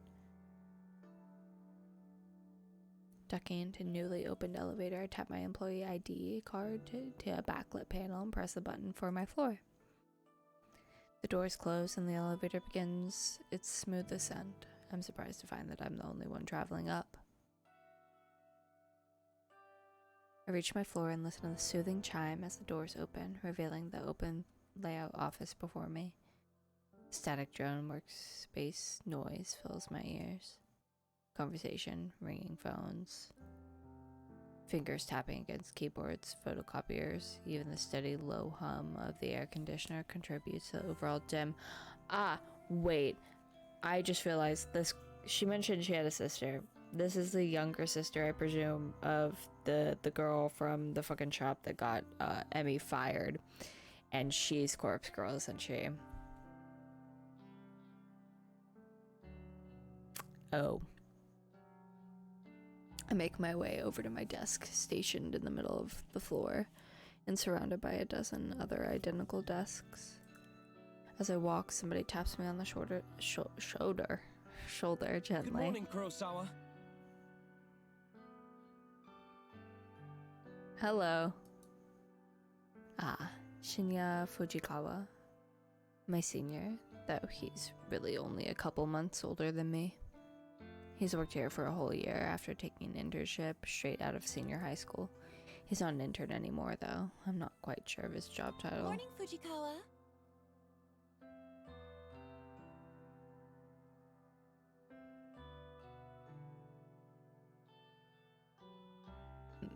Ma'am? How was your commute this morning? Fine, same as usual. That's Erica Harlicker. That's good to hear. Did you read any of your novels? Novels? He's referring to the horror books I like to read. I can tell from his tone that he doesn't exactly approve of the subject matter. Boy! I've known Shinya since junior high school. We go way back, but I wouldn't exactly call us friends. However, he is the one that landed me this job, even though it's just a temporary contract. I've always had the feeling that he's a bit sweet on me and could be way off the mark, though. Well, I couldn't get a seat on the train today. Too hard to read while standing. Yeah, you can, absolutely fucking, lose your mind to other shit, apparently. Ah, that's a shame. You, still haven't accepted my, friend request, did you know? Konnichiwa, I'm David Good. Are you the new girl? Yeah, I thought so. I don't know why that just gave me that vibe.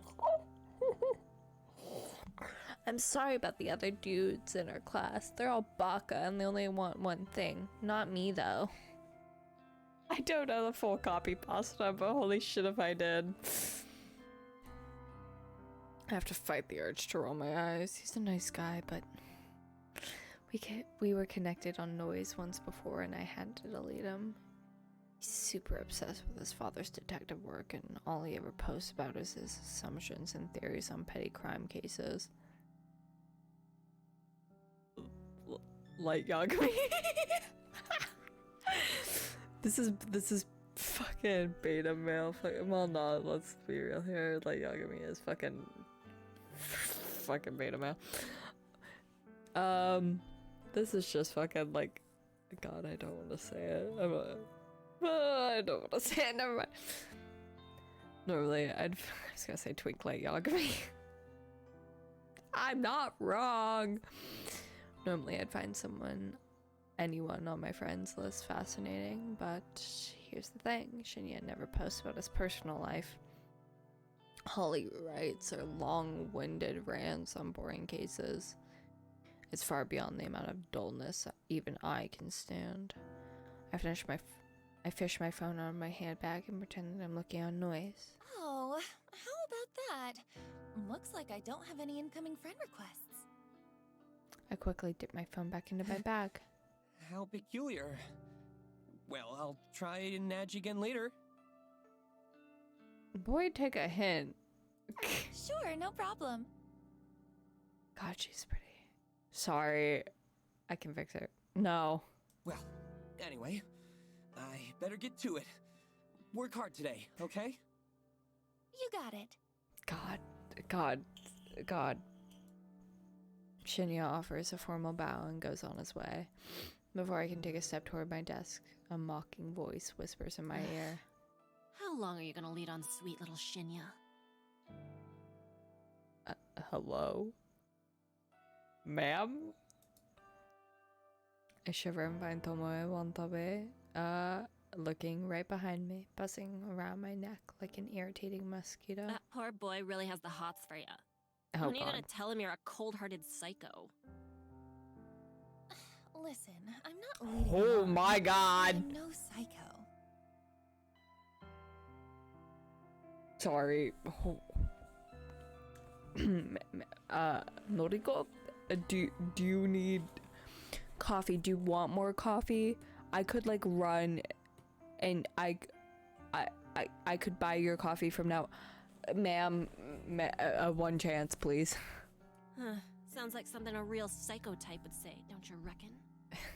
Reckon. Of course, this is none other than Gyaru Tomoe, the very same brain-dead moron who posted this morning about wanting to try Corpse Girl's website. That is a bit brain-dead. She's the kind of person that likes to stir up trouble and instigate conflict. She's had her vacant eyes on me since the day I first stepped foot in the office. She loves to torment me any chance she gets. Maybe I rubbed her the wrong way somehow, though I'm not sure what I ever did to her. Even though she's a data entry temp like me, she's worked here just a little longer than I have.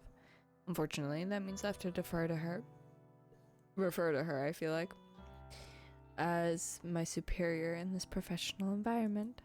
She knows as much and likes to take advantage of the fact as much as possible. It's funny, you know.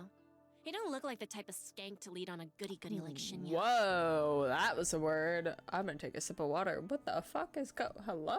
I told you, I'm not leading him on. Well, if you're not interested, maybe I'll take him out this weekend and tongue him at the cinema.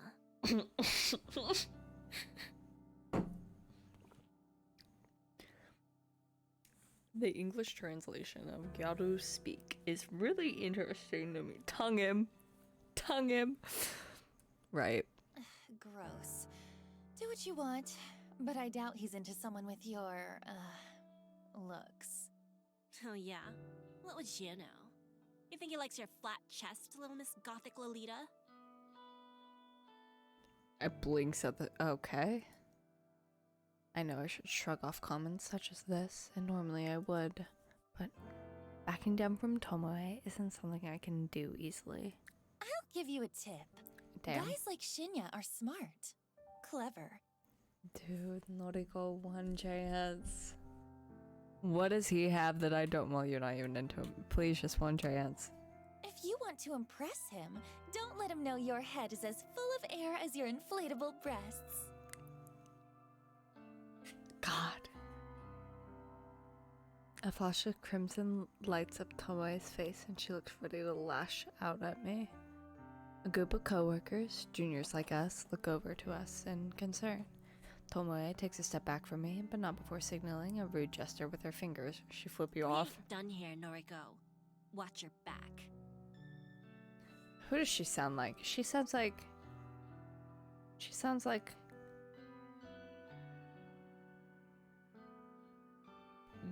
Lumpy Space Princess from Adventure Time is a yeah. I'm trembling. So am I. What? I didn't say it. Sorry.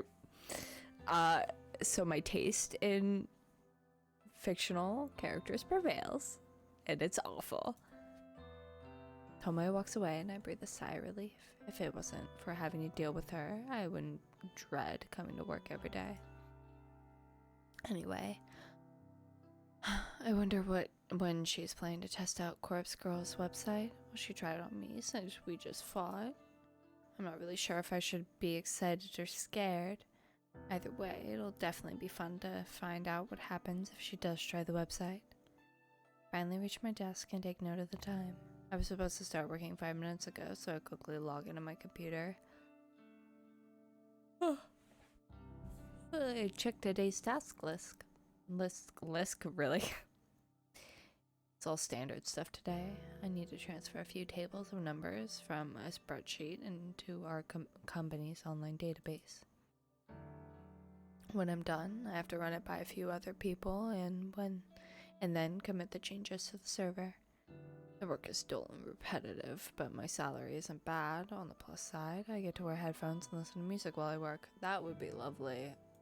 Oh my god, that would be lovely. I dip into my handbag and retrieve my headphones, my phone, a can of milk coffee, and a handful of breath mints. I lay them all out on my desk neatly. I slip my headphones on, plug them into my phone, and hit play on my work playlist. Loud symphonic metal lovingly thrashes my ears as I crack open the can of coffee and take a long sip. Okay, let's get started. Dude, she's psycho. I was about to say she's perfect. She definitely is not. I return home to my quiet, cramped apartment after work. The place is eerily silent, a stark contrast to the bustling office where I spend my days. Throwing my handbag onto the tiny coffee table, I pick up my laptop and sit on the couch. I lie back and get comfortable, letting the laptop rest on my stomach as it boots up. The welcome screen, Loken's almost going in my mouth, loads up, so I click a couple times, open my web browser, and then head to a very specific website saved in my favorites. Corpse Girl's website. Cute dancing zombie girl is animated at the top right of the page. A peculiar irregularity that always makes me giggle. I notice that the page view counter at the bottom of the site is nearly the same as it was yesterday. There have been maybe 4 or 5 new visitors. I heave a sigh. Maybe the website isn't quite that well known after all. That begs the question. How did Tomoe discover it? Well, never mind that. My eyes scan the website's content. Requested death. Big, bold letters headline the site. The intention couldn't be clearer. Further information on the site is sparse. Brief instructions tell the user to fill in a victim's phone number and upload a photo. Aside from that, there's not much else to mention. It doesn't even ask for a name. After scanning the site, I move my mouse to the browser's address bar and click. I type a / after the website's address, then add the word admin. I hit the enter key.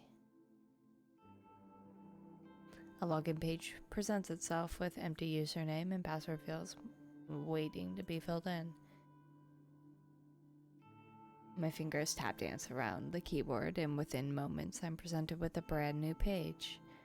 A blinking slab of text greets me. One new request. Yeah, she is. She is Corpse Girl. Which makes sense now. Emmy died because that was her sister. You fucked up. You fucked up with that. Oh my god, that music. Holy shit. Damn. A crooked smile cracks my stony expression. Finally, somebody has requested a death. Somebody has asked me, Corpse Girl, to kill a victim. This is where things get exciting. I giggle and feel my cheeks flush red. This is the first request I've had for about a week.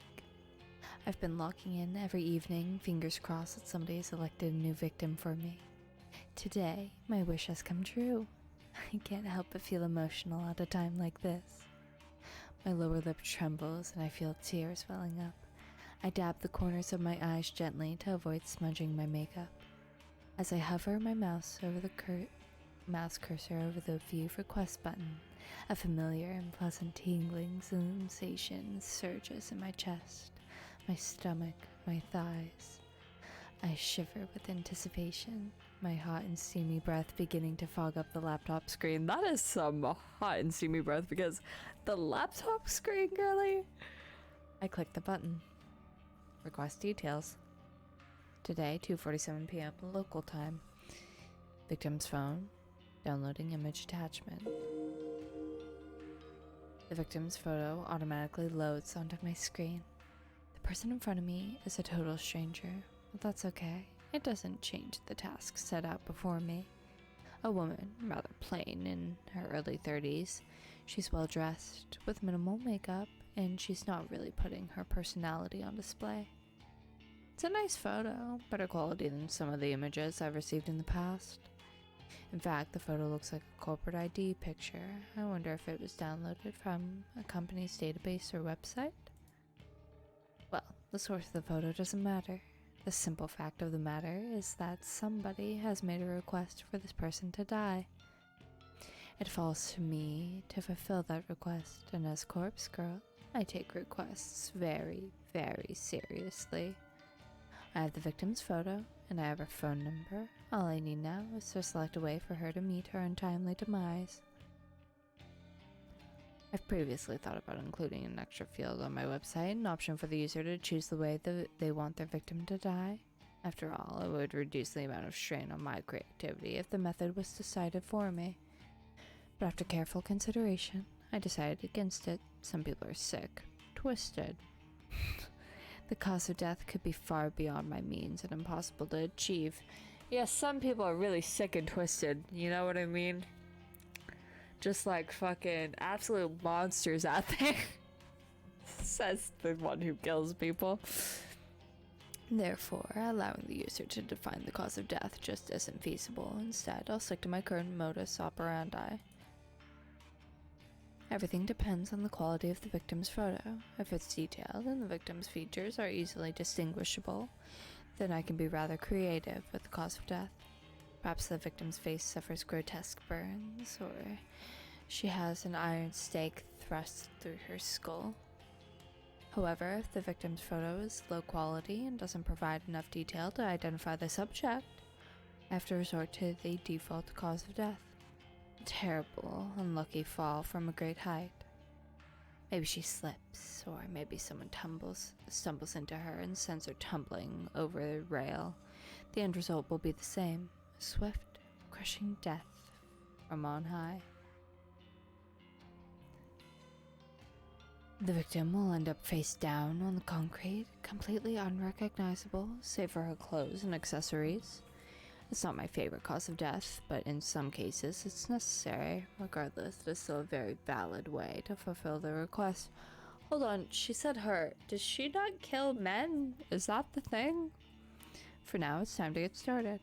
I can barely contain my excitement. I squirm against the couch, crossing and uncrossing my legs in a vain attempt to dissipate the heat rising through my body. Taking a deep breath, I try to calm my nerves and get to work. The victim will receive a photo of her own corpse, time-stamped with the date of her death. It's Corpse Girl's signature move, my calling card, if you will. Seeing an image of one's own disfigured corpse is sure to strike fear in one's heart. And that's precisely the reason I take this step, to make the victim panic and act rashly. First things first, I save the victim's photo to my laptop's hard drive. I store it in a folder discreetly named System Files, hidden away in the root directory of my operating system, a password encrypted directory, of course.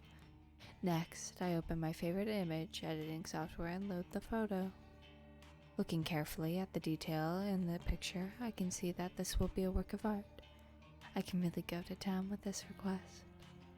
I minimize the software, open my web browser, and access a particular website. It's Adobe Photoshop. Kidding. The database of the deceased, the double D, as it's known on the dark web. My secret weapon. The ultimate resource for my work. The double D, is a collection of countless high-resolution photographs of dead bodies. Murder victims, crime scenes, suicides, holy fucking shit. If somebody has died in one way or another, chances are good that some perverted individual has captured the moment in all its glory. Gory glory. Such valuable images are essential to my work. Using these photos as a base, I can edit my victim's details into the picture. My process is simple. I start by locating the perfect corpse photo. I search the database, and in less than 2 minutes, I discover a disgustingly detailed photo of a woman with her entrails spilling from her stomach. Please don't show it on screen. Please just leave it to my imagination. Her face is blue, having suffocated before even having the chance to bleed to death. God damn. She's about the same age as my victim. She's of a similar height and build. Finding a photo that specifically suits my victim's features is easy thanks to the double D's excellent catalog and filters. I simply search for keywords that match my victim's description and find a corpse that fits. Using this photo as a starting point, I digitally edit my victim's face onto the body. It's not some quick job that even a child can do. It's painstakingly crafted work of art that would fool even the keenest eye. An hour passes, then 2, then 3. Before I know it, midnight has come and gone, but the work is nearing completion. All that remains is to add the final touches. Oh God. Just think about it. Hold on, no, let's talk about this for a second.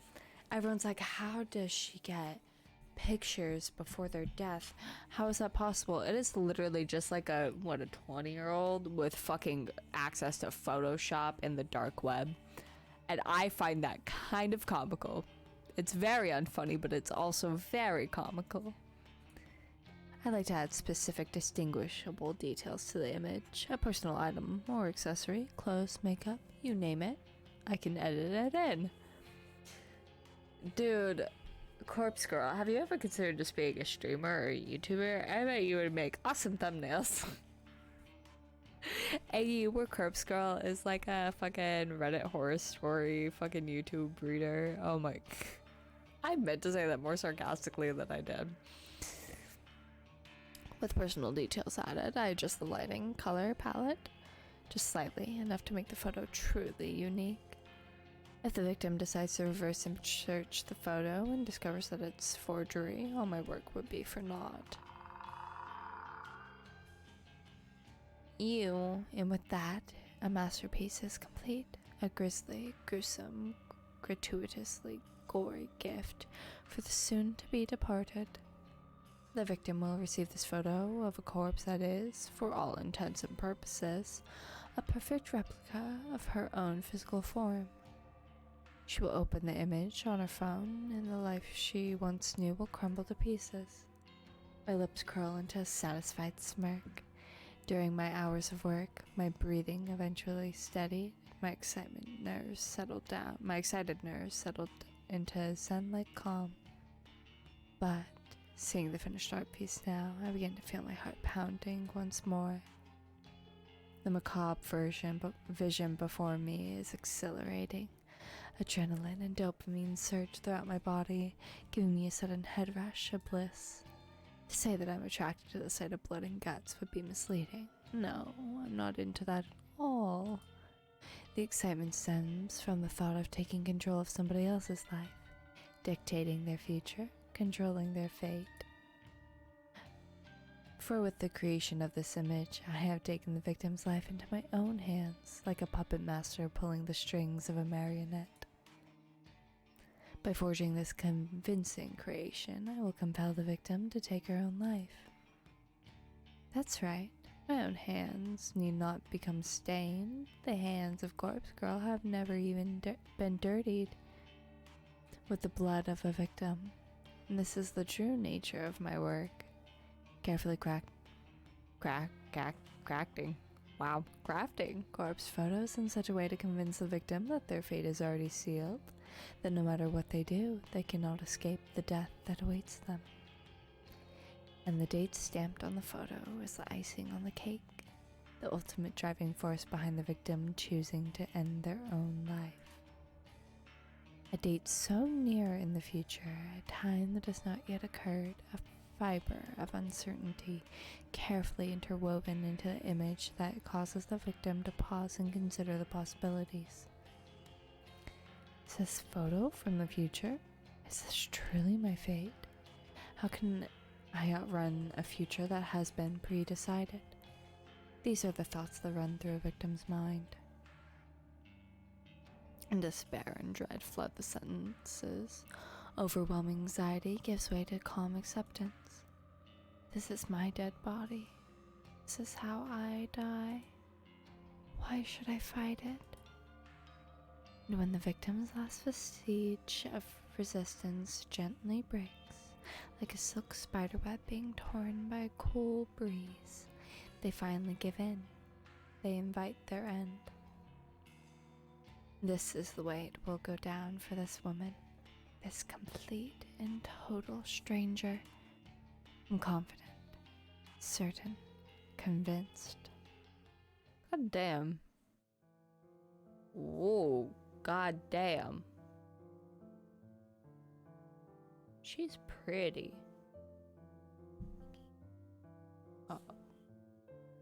God damn. It was a sudden spark of inspiration that guided me to begin fabricating corpse photos about a year ago. I can never quite recall exactly what it was that spawned the idea. Perhaps I get closer to sometimes I get closer to remembering, but the recollection dances at the end of my mind and slips back into the darkness.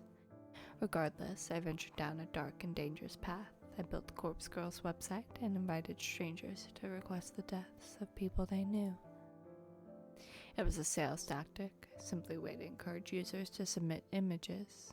I had no intention or means of ending lives. Little did I know the true power I wielded. I only intended to create corpse photos and send them to people for fun.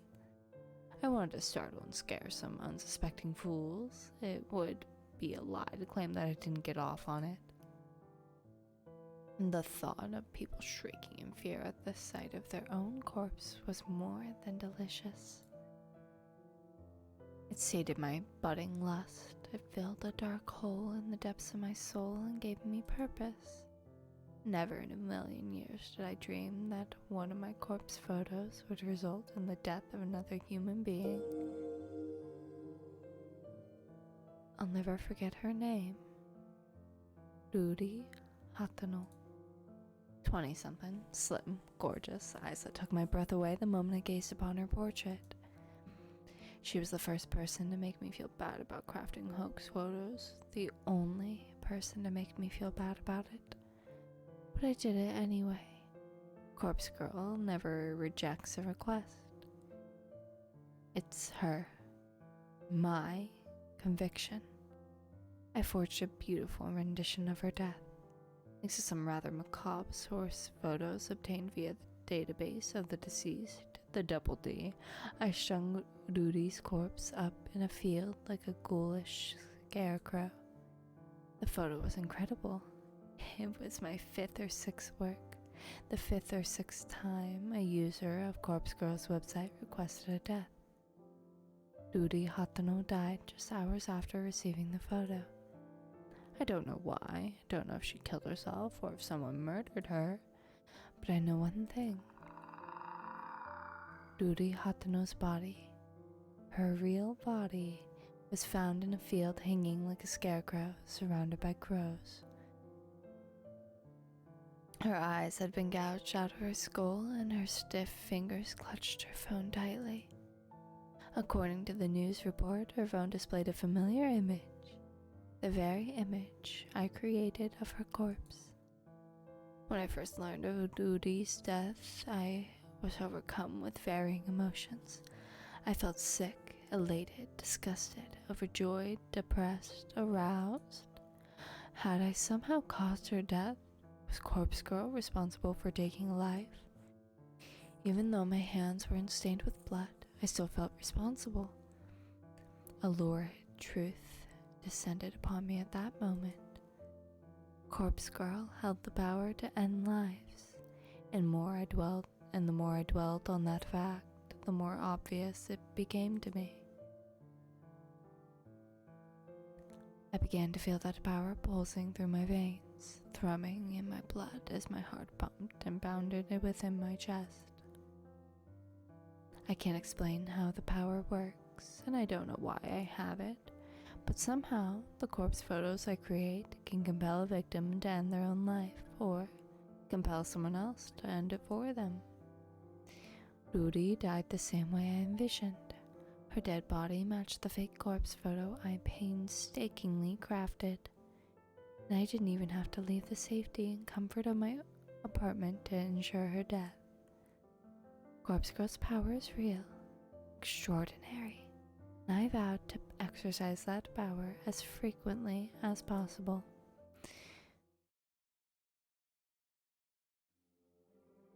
Ruri Hatano died last year. Since then, I've been chasing that rush, that thrill, that comes with snuffing out a soul. It wasn't hard to grow the popularity of Corpse Girl's website after that incident. Particularly dark corners of the internet gobbled up the news with enthusiasm, and the site saw an influx of new visitors. And, on few occasions, I've even overheard people in the real world whispering about it. The mysterious website that lets you request a death. I've crafted corpse photos for dozens of requests. Each photo is more convincing and realistic than the last, thanks to my ever-evolving skills. But none of my recent attempts have been successful. Not a single person has dropped dead since Ururi Hatano.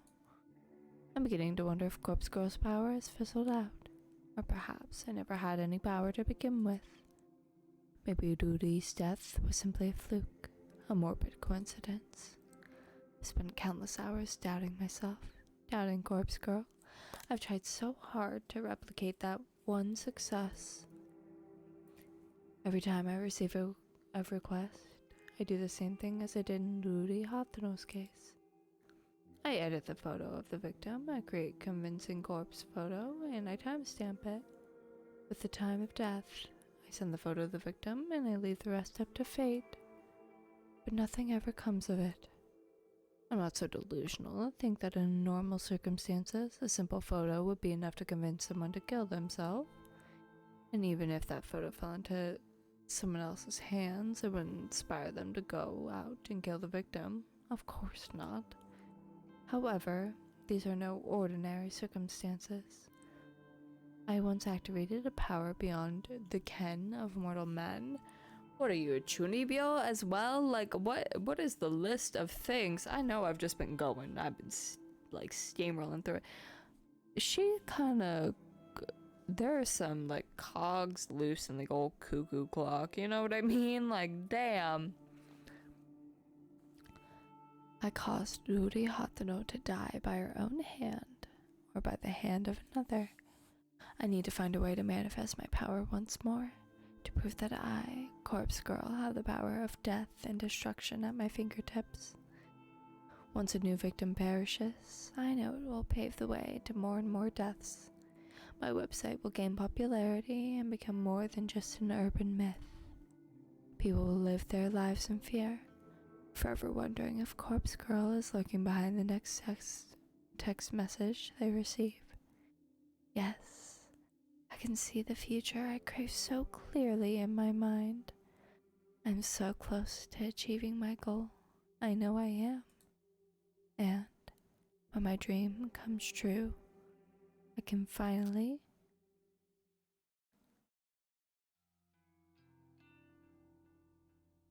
May 26th, Tuesday morning. She passed out on the couch. That'd be me. Let me have some more water. Hold on.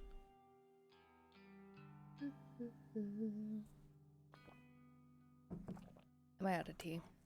Oh, no, I'm not. Ooh. But it's gone cold. Yeah, whatever. Okay. The incessant chirping of birds gently kindles the embers of my consciousness. I like the writing in this. I do. It's very descriptive, and I think it's really unique. I think with a visual novel, the writing is just as important as the visuals. Well, obviously, it's God. I'm just saying words. The writing style can be really important. It can be really descriptive because you're not showing everything on screen. You have to be descriptive. So I appreciate the colorful language. My heavy eyelids open to find my body contorted before me, legs splayed across the couch, in the most uncomfortable position I can imagine. I'm burping, I'm yawning at the same time. It is not the wave. I groan and twist my torso, letting my spine pop and crack until the aches in my body drift away. I need to stop falling asleep on the couch. I'm still young, but I can't handle a night away from my comfortable bed. I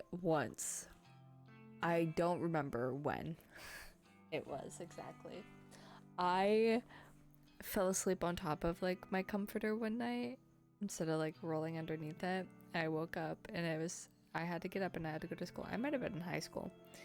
And I walked out of my room, told Mother Dearest, I said, I'm sick, I can't go to school. And then I went back into my room and I went back to sleep. I took the day off school because I did not rest under my covers in bed. That is something I've done.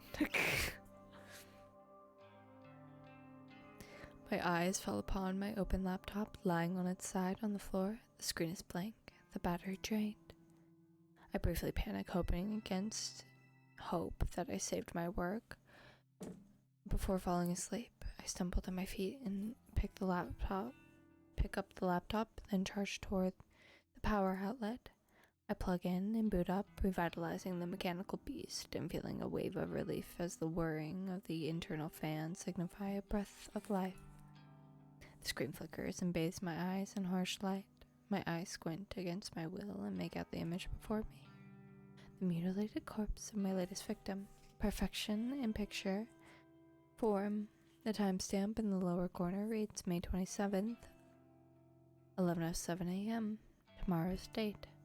The photo is ready to be sent out.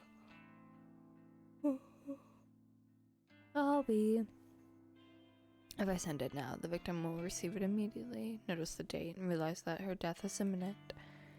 It's time to set the wheels of demise in motion. Leaving my laptop at the outlet, I quickly dart into the kitchen. Well, to call it a kitchen is misleading. It's simply a tiled area connected to my living space with a small refrigerator, microwave oven, and single hot plate. A small stack of drawers is nestled next to the fridge, and I open the second drawer from the top. Plunging my hand inside is always an odd sensation. My fingers get buried underneath a dozen cheap plastic-filled phones. Plastic flip phone phones. I grasp one of the phones between my thumb and forefinger. Oh, I bonked my mic. And remove it from the drawer. It's a scratched up pink model from 2010 or so, a relic from a time not all that long ago, but that may as well be forgotten. I flip the screen up and turn the device on, relieved to see the artifact still holds power. To be fair, I charged up all these phones just a few weeks ago, but the fact that they retain a charge after being inactive for so long is a testament to their engineering. In any shady line of work, these kinds of phones are referred to as burners, cheap, disposable devices that are discarded as soon as their purpose is fulfilled. I acquire them by rather unsavory means, but that's neither here nor there. I use the phones to send out the photos I make. By doing this, I avoid using my personal phone and thus prevent anything from being traced back to me. When a photo has been sent, I keep the burner phone for 24 hours just in case the victim sends a reply. I know I'd get a good laugh out of that. Of course, I don't keep the phone on my person. I store it in an old shed out the back of my apartment building. When 24 hours have passed, I remove the phone's SIM card and snap it in half and discard it with the combustible trash. The phone itself gets smashed and trashed in the dumpsters outside a convenience store. I also delete the photos off my hard drive and clear my internet history. Obviously, I don't even use my own internet connection at home. I leech off my gullible neighbor's Wi-Fi. He's under the impression I can't afford my own internet connection. Whether or not I convinced him of such is irrelevant, so he's happy to share his connection with me. Should the police ever try to track my actions, they'll only be led straight to my neighbor. I've gone to great lengths to ensure my actions are untraceable. This has been in anticipation of my inevitable success. Looking down at the pink phone in my hand, I clear my mind and focus on the task before me. The photo is transferred easily from my laptop to the burner phone. Once complete, I open the text message app and enter the victim's phone number. I leave the message field blank, but I attach the photo. Of course, the victim will receive an empty text message from an unknown number with only an image attached. The message is just about ready to send, but there's one more flourish I'd like to add. I open a particular app, previously downloaded to every burner phone. It's simply called Number Mask. It's one of the most ingenious apps I've ever used. The app asks for a number I want to use. I punch in my memorized trademark: 666-33-666-22-666-44-666. Now, when I send a text message, the receiver will see these numbers appear on the caller ID. Not only does it mask the burner's real phone number, it's an extra calling card to help boost my infamy. I smirk, my thumb hovering over the send message button. And this is it. This is going to be my long-awaited victory. The second victim to end up dead. I just know it. This is the stepping stone to my success, the second of many bodies that will pave the way to my glory. I send the message.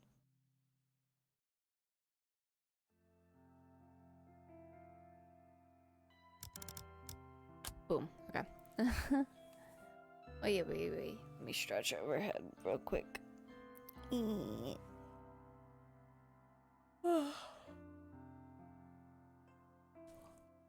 I arrive at work on time, just as usual.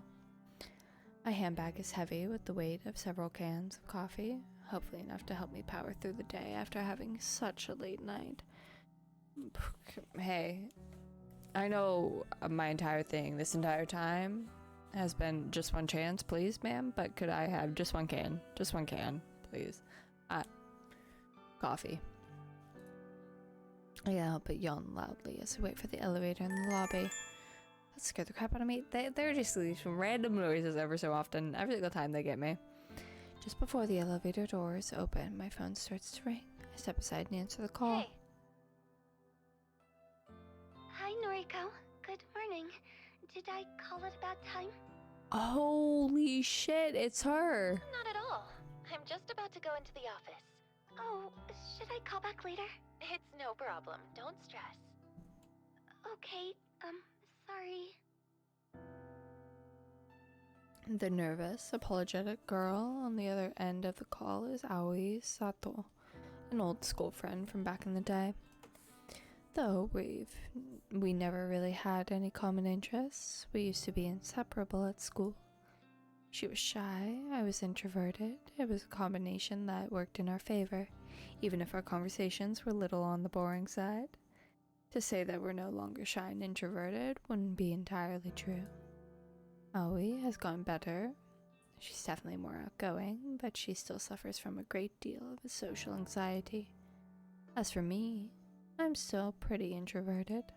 My tolerance for being around other people has improved a bit, but I do prefer solitude. And visiting places I've never been to before puts me on edge. Felt that one. To call Aoi my best friend would be accurate. She's my closest confidant. Even so, she knows nothing about my part-time masquerading as corpse girl. No one does, and I plan to keep it that way. So, Aoi, what did you want to talk about? Oh, well, you see, that guy at work is still bothering me, and I wanted to see if you had any more advice for me. Ah, jeez. The older guy that always hits on you? Yeah. What a creep. You're 19, for God's sake. He must be, what, 50? Ugh. I think he's 52. Ugh. You know his actual age? Um, Well, whatever. If he's still bothering you, you have to take a stand. He's not your coworker, right? Just a regular customer? that's right. Then tell your manager. Have him banned from the venue. I can't talk to the manager. I don't want to cause trouble for the Girl, company. girl, if you don't, just tell him. But Jeez, girl. Sometimes you need to stand on your own 2 feet. like, it can be hard to like obviously talk about like that sort of thing and like open up about that and just like tell someone, obviously. But causing trouble for quote unquote causing trouble for the company, one, you don't get paid enough for that shit. I'm gonna say it right now, you don't get paid enough to not cause trouble. But like causing trouble for like a short amount of time so that you don't have to go through infinite or like just seemingly never-ending discomfort, I think it's rather worth it. I know. Well, if talking to the manager is out of the question, then you need to be firm with the creep. Tell him you won't stand for being groped anymore. His behavior is simply unacceptable, and if he won't change, you won't serve him anymore. Boom, boom, boom. He's scary, Noriko. I don't know if I can confront him like that. He's always drunk. Even before he comes into the place. I try not to serve him too much, but... Ooh. Are you sure you can't quit that stupid job? Working at a maid cafe really doesn't suit you at all. I thought you wanted a government position. Oh, I do. I want to work in a cozy creepy office, kind dudes. of like you, but you know I don't have any qualifications. Why don't I see if there's anything open here? Maybe Shinya can help out. He got me this job, remember? Yeah. Shinya, maybe. He was always a nice guy, right? Yeah. He's super nice. Stick in the mud, but a nice one. Noriko, don't be mean. Yeah. You want me to ask? Yes, please. If it's no trouble. She really is so sweet. Oh my god, she deserves It's no the world. trouble. I'll talk to Shinya. I've Then known maybe you can quit that crappy job and come work with me. I've known Aoi for all of like not that long, but if anything happened to her, I would kill everyone in this room and then myself. Oh, that really does sound wonderful. In a Thank you, video game, Noriko. Twitch. I'm not being I'd serious. be so lost without you. Yes. Don't be silly. You're amazing, Aoi. Leave this to me. Thank you. I end the call and heave a sigh. Having to go and ask Shinya about a job is actually a pain in the ass, but I'd never meant that to Aoi. I want to help that poor girl, I really do. I'd do nearly anything for her. The elevator arrives at the lobby and I step inside as soon as the doors open. Good morning, Kurosawa. Ah, Fujikawa. Good morning. Good morning, stick in the mud. I mean, Shinya. Shinya takes me by surprise as I exit the elevator. You've been waiting for me here? I wanted to catch you before we sit down to work. I sent you another friend request. Can you make sure you got it this time? Dude, oh my god, you... Oh, yeah, okay. What am I supposed to do when he puts me on the spot like this? I try not to groan as I get out my phone and open noise. It's impossible to hide my scream from Shinya's piercing gaze. Well, what do you know? I have a new friend request. Oh, great. It worked this time. Go ahead and accept it, please. Boy, Sean Chiplock. That's not, yeah, I definitely heard that one.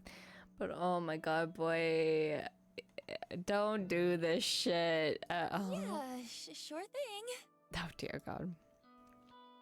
I hesitantly accept the request. A little fireworks animation pops up on the screen with a celebratory message about making a new friend. Yay! A looks like we're officially friends now. So, can I call you Noriko from now on? Wait, I've never cared much for formalities.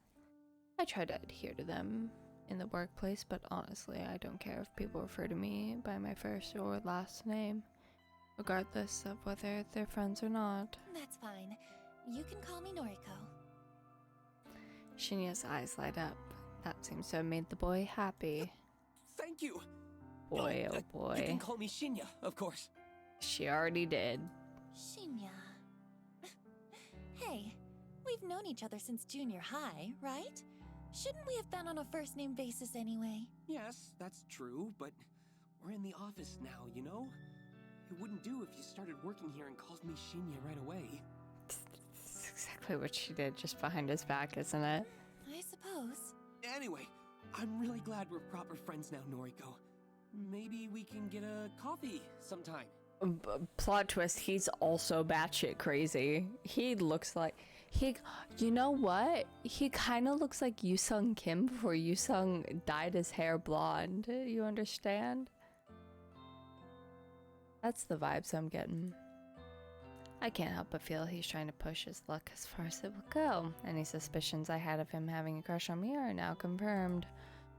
I brush a stray lock of hair out of my face and smile sweetly as I can while I change the subject. Hey, actually, I wanted to ask you something. Are there any more temp jobs available here right now? Temp jobs, huh? Are you looking to pick up extra hours? No, not exactly. I'm asking for a friend who needs a new job. A friend of Noriko's. Well, let's see. We pretty much always have data entry roles up for grabs. Unless your friend wants something more interesting? Do they have any particular qualifications? Not really. Data entry is more than fine. Actually, you already know who I'm talking about. Remember Aoi Sato? No. He's just like, no, I don't actually. Aoi Sato. Yes, I think I Oh, do but he remember does. her. That really shy girl from our school days, correct? Correct. Ding ding ding. Right on the money, Shinya. He kind of looks like a cat in this sprite. I'm not gonna lie. Like the little, like the three mouth, you know what I mean? It's kind of there. God, hello, Yoo-sung Kim. I mean, Shinya. That's her, yeah. Wow. I never knew you were still in touch with school friends, Noriko. Aoi's probably the only one. We're fairly close. Is that so? As for me, I don't really have any friends from back then. Because they're all baka and they only want one thing. They bully me because I watch my favorite anime, Jujutsu Kaisen, and watch manga. God. That coffee pasta lives in my fucking brain rent free. Shinya's heartbreaking confession doesn't surprise me too much. He doesn't strike me as the type of person to have many friends at all. Sure, I'm the same, but... No! But what am I saying? We're friends now. So I guess I do keep in touch with school friends. One. Yeah, I guess so. I'll ask my superior if we can get Sato an interview. Is that okay? Well, I guess sucking up pays, I right? really appreciate that. Thank you, Shinya. No problem. Leave it to me. Alright. Have a good day, Shinya. He gives me an awkward salute before skipping away. Our little exchange has obviously made him pretty happy. For some reason, something that Tomoe Wantawe said yesterday pops into my head. She mentioned that I'm leading Shinya on, but that's not true, is it? I shake the thought out of my head. I'm just being nice to him. That's not wrong, is it? So true. I feel like a lot of the times when, like, obviously there's some people who, like, will lead people on, but there are some times where a girl is just being nice and then she gets told she's leading a dude on. And that is just not, like, showing basic human decency. Absolutely fucking not. Do not. I take a seat at my desk and perform my morning ritual. From my handbag, I retrieve my headphones, coffee, and breath mints. Computer on, music playing, coffee open. My fingers tap rhythmically against the keyboard and I slip into the usual workday trance.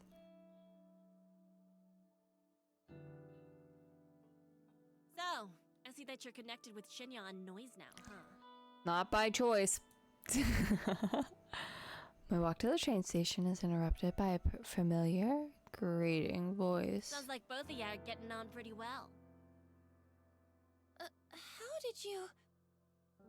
Ah, of course. Tomoe and I are already friends on Noise. She would have seen the notification when I accepted Shinya's request. It's actually kind of strange that Tomoe and I are connected through the app. We added each other on the first day of work before I learned how much of an intolerable excuse for a human being she is.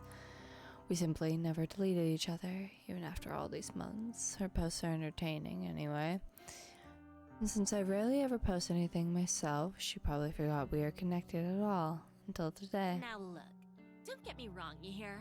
I ain't actually interested in Shinya. Nah, I'm real happy for you both, like. But what I can't stand is a skank like yourself getting some while I'm over here all dry like a desert. Reverb voice effect. Tomoe has absolutely zero maidens. No bitches. Absolutely zero bitches. Bitchless behavior. What the hell are you talking about? It pisses me off that guys just sluts like you. and Okay, you that's a barely have to put in word. any work. Twitch, I'm so sorry. Look away. Meanwhile, nice girls like me gotta put in so much effort to even get noticed. You think all of this is just natural? I put so much effort into how I look, you know? And guys like Shinya don't even bat an eyebrow at me. You mean bat an eyelid, right? Bad eyebrow. Whatever, it don't matter. I'm sick of skanks like you getting everything for nothing. Okay. Look, let me be honest with you. I'm not interested in Shinya, and I'm not trying to be with him. I don't chase guys, and it's pretty rare that they chase me. You've got me all wrong. Let's go, gay people. Like I believe That's you. what that meant, right? Yeah, Do you totally. spend your time chasing chicks then? Oh shit, wait. That's not your business. Wait You don't a have to worry fucking about me second. pursuing Shinya. She is gay. Let's go. Oh my god, she's just saying it's none of your fucking business, obviously. Alright. Let's go. Tell you what, any guy at the office is all yours, okay? I'm not interested. Oh, is that how it's gonna be, slut? Yeah. You think no one is good enough for you, but they're good enough for me? Dude, what? Just like all the other girls. You think I'm worth being pitied? You think I need it? I'm actually not like other girls. I'm a psychopathic murderer, thank you. Well, I don't want your pity. You're nothing but a fake I skank. want pity in Genshin Impact. She is just throwing around S-words. Tomoe pushes forward, her bulk forcing me off the sidewalk and into the thicket of trees bordering the path. Fucking World Star, hold on. I feel like I might have to make a choice. The burning slap across my face comes out of nowhere. I'm blinded with white stars and my entire face feels like it's on fire. The struck is hard, sharp, vicious. It happens so suddenly that I'm having difficulty processing it. I stumble, but my legs don't quite give out. My mind races, trying to put together what just happened. Tomoe hit me. Why? Why did she hit me? There's a strange sort of disconnect in my body, in my mind. My body doesn't feel like my own. This isn't actually happening to me, but rather I'm watching it happen to someone else. Tomoe has absolutely zero bitches, but I'll be damned, she's got a wicked bitch slap. Time seems to slow down and speed up all at once. The slap replays in my mind before Tomoe's hand even leaves my face. I catch a glimpse of her furious expression, red and strained and overcome with anger. I hate you. I hate everyone like you. Don't pity me. The second strike connects with my chin, and I flinch, my entire body paralyzed with pain. She hit me again? Stop! Oh shit. Oh dear. Okay. Uh-oh. Our main character here is actually having a moment. I hate you. I accidentally clicked on that. Whoops. Tomoe has lost it. She's absolutely furious, and I can't figure out what I did wrong. Her third attack is a curled fist aimed straight at my stomach. Through sheer luck or complete accident, I tumble backward, narrowly avoiding the punch and instead landing on my rear. The pavement is rough and hard, but I'm sure it feels a lot better than taking a fist in the gut. Tomoe screams and rushes at me, but I scramble to my feet and grab her by the wrists. She flails wildly, her eyes looking like they'll pop out of her skull at any given second. Her breathing is harsh and ragged, and tears of rage have caused a flood of clotted makeup to run down her face. Calm down! Calm down! She struggles against me, slowly giving in as my tight grip prevents her from attacking me further. She begins to sob softly. I hate you! I hate everything about you!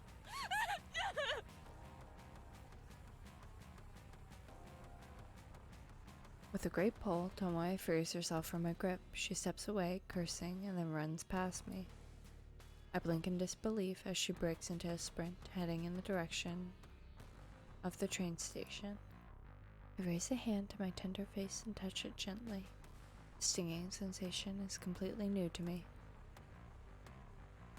Never before have I been attacked like that. What the hell was all that about?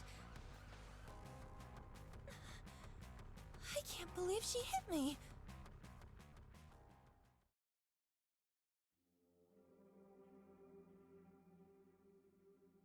The pack of frozen vegetables pressed to my face soothes my swollen jaw, but does very little to calm my nerves. I'm still on edge after what happened today. Tomoe actually physically attacked me. All because I said something I'm not sure what that provoked her anger. Maybe that girl is more complicated than I gave her credit for. Seems like she has her own inner demons, just like the rest of us. I've replayed the event in my head 100 times since returning home. Without confronting Tomoe about it, I don't think I'll ever figure out what incited her aggression. But I don't plan on talking to her about it anytime soon. I wouldn't say I'm scared of her, but I don't exactly want to encourage a repeat performance. I rest the bag of frozen vegetables on the small coffee table next to me. I think I've done all I can to reduce the painful swelling for now. Sighing and leaning back, I let the soft padding of the couch consume my body as I sink deeper. My eyes glaze over as I bring my phone to my face. My fingers lazily tap and scroll as I look through a carefully curated obituary newsfeed, a list of deaths that have been reported throughout the day. Using a set of handy filters, I narrow the feed down to include only women's deaths. In the age range of 30 to 50, I set the location to cover all of Japan. I immediately exclude any results that mention natural causes of death. I'm more looking for specific cases. Suicides, or as more often reported, accidents. Of course, I'm looking to find out whether my latest victim has offed herself yet. Should the search string return no results, then it's pretty easy to look up recent murders. They're few and far between. Between suicides, accidents, and murders, I've covered all the potential ways my victim could die. 9 out of 10 of the search results include a photograph of deceased. Not a photo of their corpse, mind you. This isn't the database of the deceased I'm looking through. Rather, it's usually a nice, flattering picture of the recently departed, submitted by their kin to go along with their obituary. I use the photos submitted with obituaries to compare with the match results. Let me try that again. I use the photos submitted with obituaries to compare and match the images of my victims. This is the only reliable way I have to discover whether or not my victims have perished. If I knew a victim's name, I could easily look up their current fate, but my website doesn't ask for that information. Call it respect for the victim's privacy, but there's a lot more to it than that. But that's a topic to dwell on another day. Tonight's search turns up no solid leads. I'm disappointed, but this result isn't entirely unexpected. After all, I set the date on my last victim's photograph to tomorrow. There's still time for her to freak out and end it all. I decide to go to sleep early tonight. I'm not even feeling hungry enough to eat the cheap convenience store meal that's been sitting in my fridge since yesterday. Though, if I go to sleep now, it'll feel like tomorrow arrives sooner. Tomorrow, I'll have to see Tomoe at work. There's no way I can avoid her since her desk is so close to mine. The idea doesn't sit well with me. On the other hand, a victim might conquer herself, which would definitely make me feel better. Could very well be my next success, and this suspense is just about enough to kill me. Tomorrow.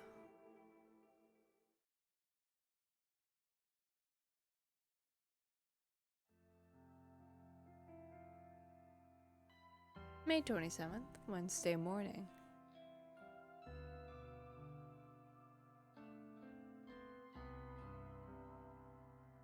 Wait. My typing is hesitant and distracted this morning. My fingers falter, misstep, and tap backspace repetitively. This is no good. I can't focus on work while I'm staring at the top of Tomoe's head, popping up from behind a monitor a few desks away. Even my work playlist isn't inspiring me to pulverize the keyboard today.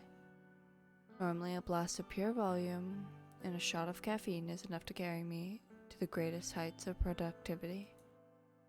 I press a finger to my pursed lips, trying hard to regain my focus. Absent-mindedly notice that I missed the edge of my top lip when applying lipstick this morning.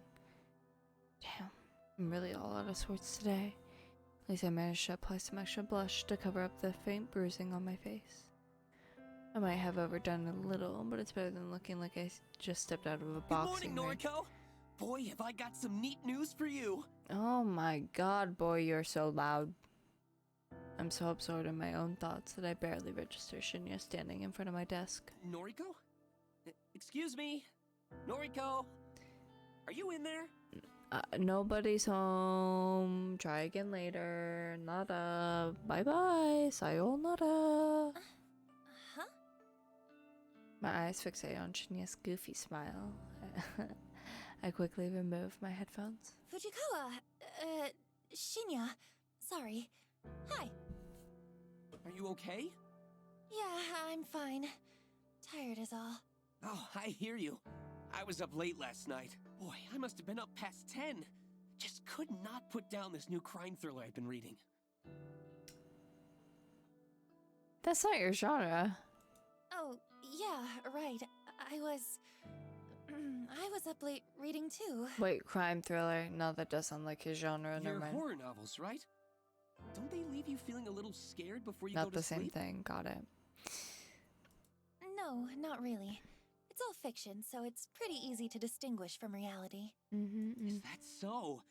Wow, that's not like my book at all. The crimes in this story are all based on real cases. My jaw hits the floor every time I turn the page. Yeah, sure sounds like you're disgusted by it, man. Yeah. Yeah. Let me tell you this. Your friend Sato can take a data entry opening starting from Monday. She doesn't even need to interview. That's how much the boss trusts me. I'm genuinely impressed with Shinya's ability to score Aoi a job. Say what you want about the guy, but the bigwigs obviously have faith in him. Wow, Shinya! I don't know what to say. Thank you. Thank you so much. Don't thank me yet. Sato is going to be worked to the bone. I hope she's prepared for it. Trust me, anything will be better than her current job. Really, thank you, Shinya. You came through for us here. Well, I'm just happy to help. Hey, Noriko, can I ask you something? Sure. Shoot. Shoot? Oh, right. An expression. Oh my Sorry, god. I just remembered this case in the novel I'm reading, where a police officer shoots at a perp only to... Hey, you, wanted to ask me something? Thank you. Right. Are you friends with Watanabe? Have I been saying her name? I probably have been. I blink a couple of times. Tomoe? You're on a first-name basis with her. Then you must be great friends. I mean, I wouldn't say... Listen, would you mind putting in a good word for me with her? Oh my god, are you actually into her? I'm kind of interested in taking her out sometime. But I could never ask her myself. Oh, I'm stunned, gobsmacked, speechless even. Shinya likes Tomoe? I thought he likes me. Is my intuition wrong? I wonder if the clues have been in front of me this whole time. What else haven't I been seeing? Noriko? What do you say? Shinya, look. Honestly, I'm not really friends with Tomoe. I don't think I can help you. Oh, I see. That's a shame. I thought maybe you were close. Darn. I guess there's not much to be done, is there? Even after I helped you and Sato out and all. Are you fucking kidding me? Is he seriously trying to kill me? I have to hand it to him. I didn't think he had it in him. I suppose you can just tell Sato to start work on Monday morning. Bro, you are so fucking whiny. So I'll see you around the office then. Oh my god, stop moping. Shinya leaves and I bury my face in my hands. Is this world gone mad all of a sudden? Shinya likes Tomoe, not me. It's not that I'm disappointed. Hell, I don't even have feelings for the guy. But for him to be interested in someone fat, vapid like that just blows my mind. To add insult to injury, Tomoe assaulted me yesterday. She has a vicious, violent side to her that Shinya doesn't know about. He could be in real danger if he pursues her. I'm completely unable to process what I should do. Shinya scored Aoi a job, but I'm truly thankful. Do I feel like I owe him one? Should I ask Tomoe out for him? Or warn him about her? I need to clear my head. I decide to step away from my desk and visit the restroom.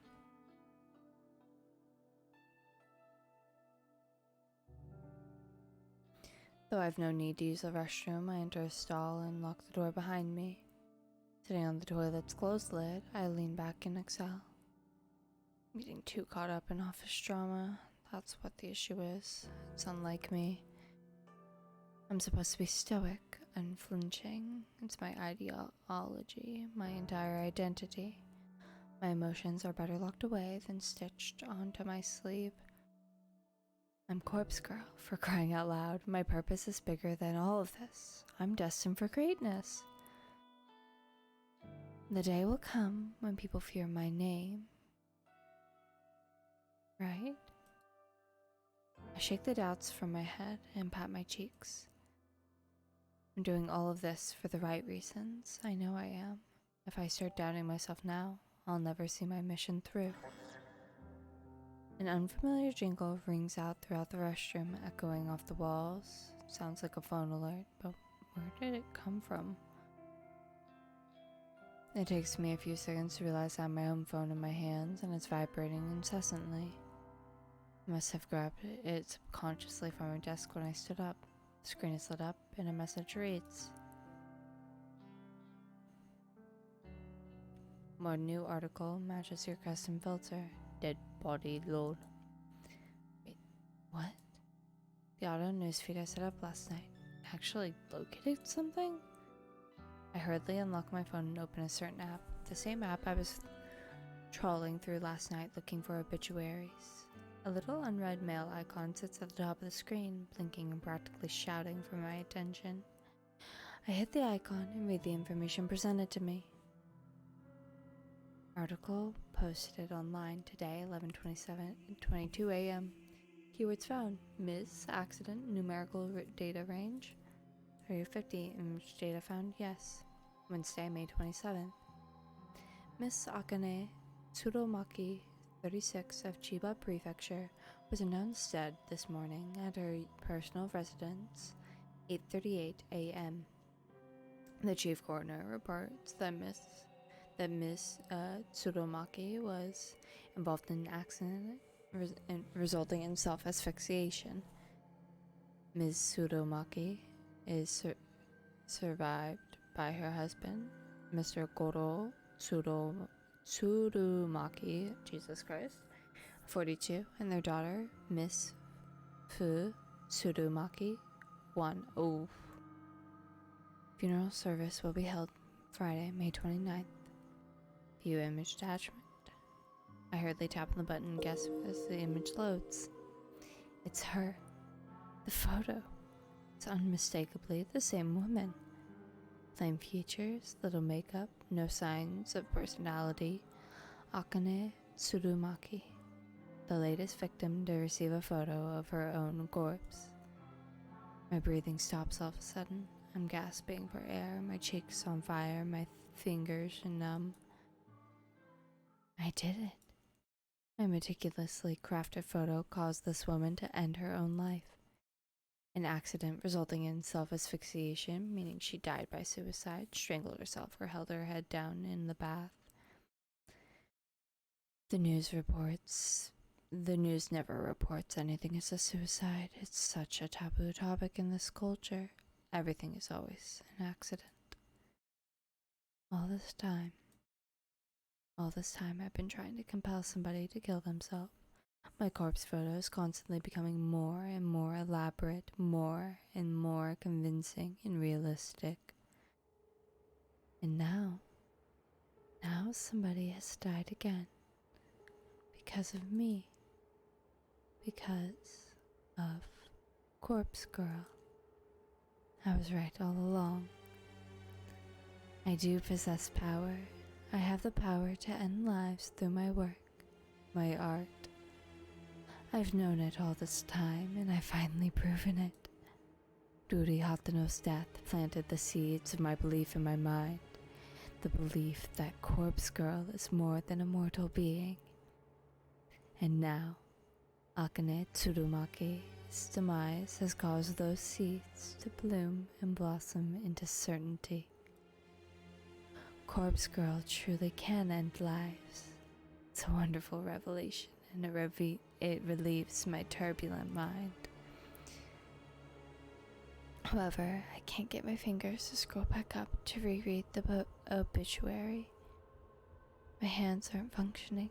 My legs dangle lifelessly from the toilet seat, and my coffee from this morning is working its way back up my throat. I feel the stink of tears in my eyes, sweat trickles on my forehead, dripping down my uncharacteristically thick makeup.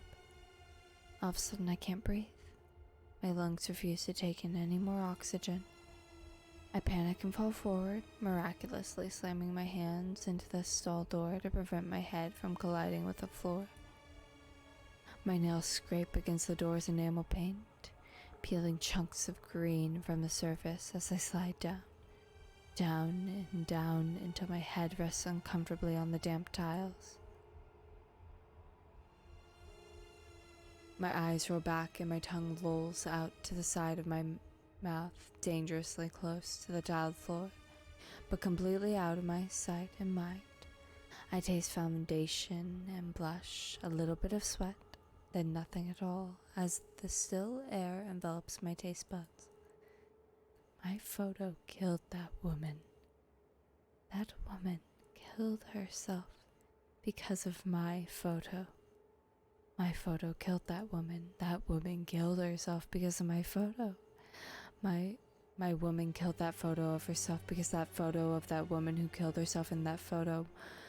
My eyes begin to regain their focus and my stomach turns, heaves and shakes, and warm coffee spills from my lips as I try to smile but only manage to gurgle.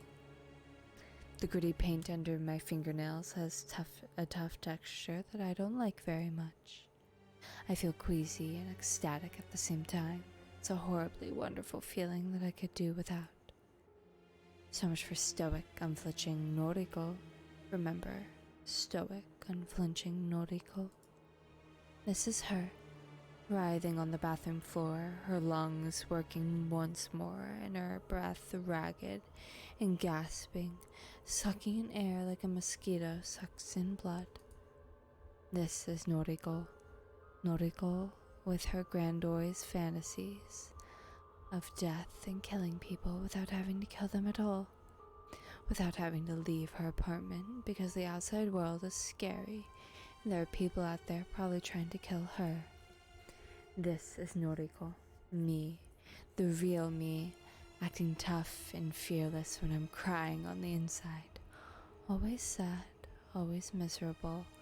Always lying on the bathroom floor with my fists clenched and my phone resting in a puddle and my life slowly spiraling out of control. This is me. I did this. I killed that woman. She had a husband and a daughter. Some random person requested that I kill her, so I did. She probably didn't do anything wrong. She looked boring, and she must have had rubbed someone the wrong way. Maybe she didn't even know what she did. Just like how I rubbed Tomoe the wrong way, and I didn't know what I did. But Tomoe slapped me. Twice.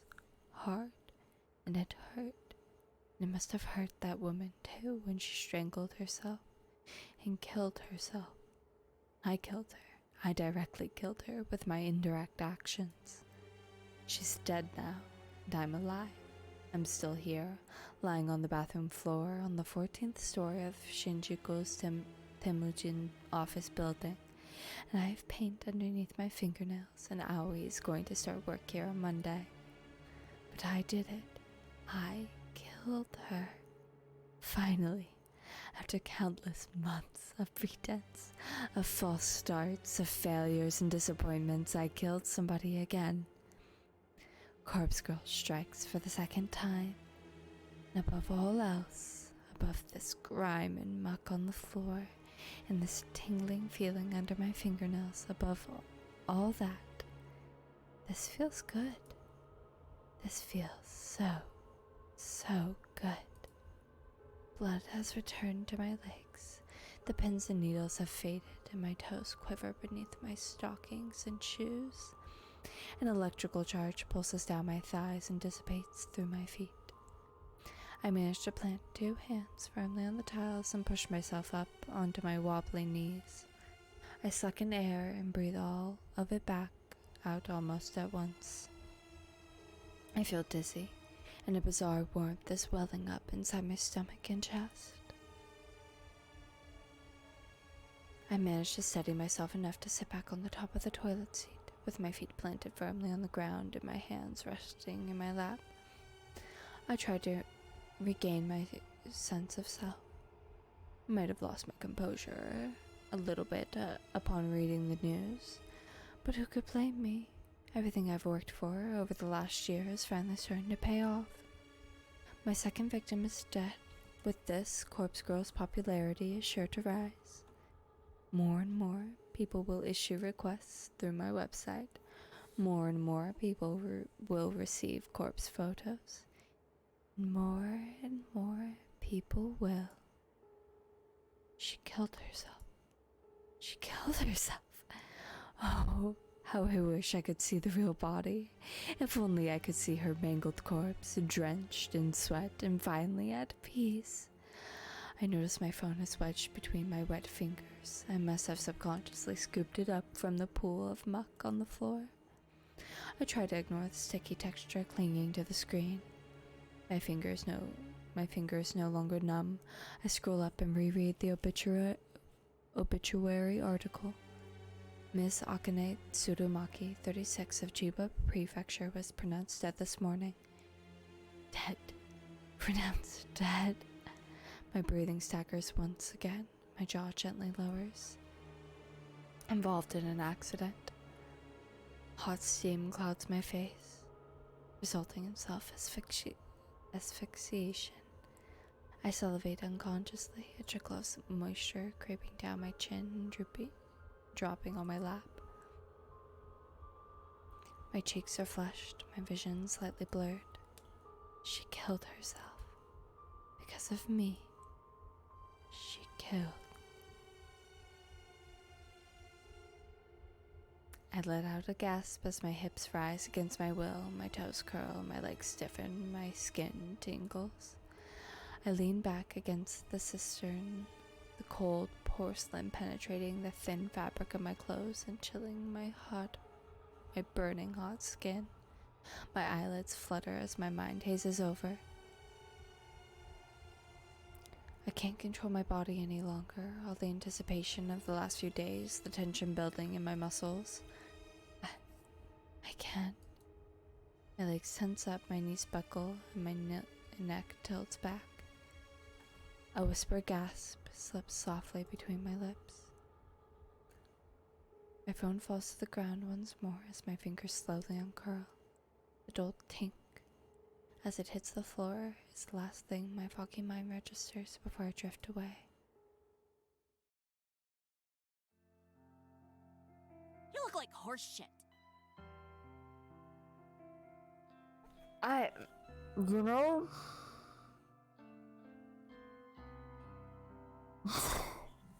Yeah, okay.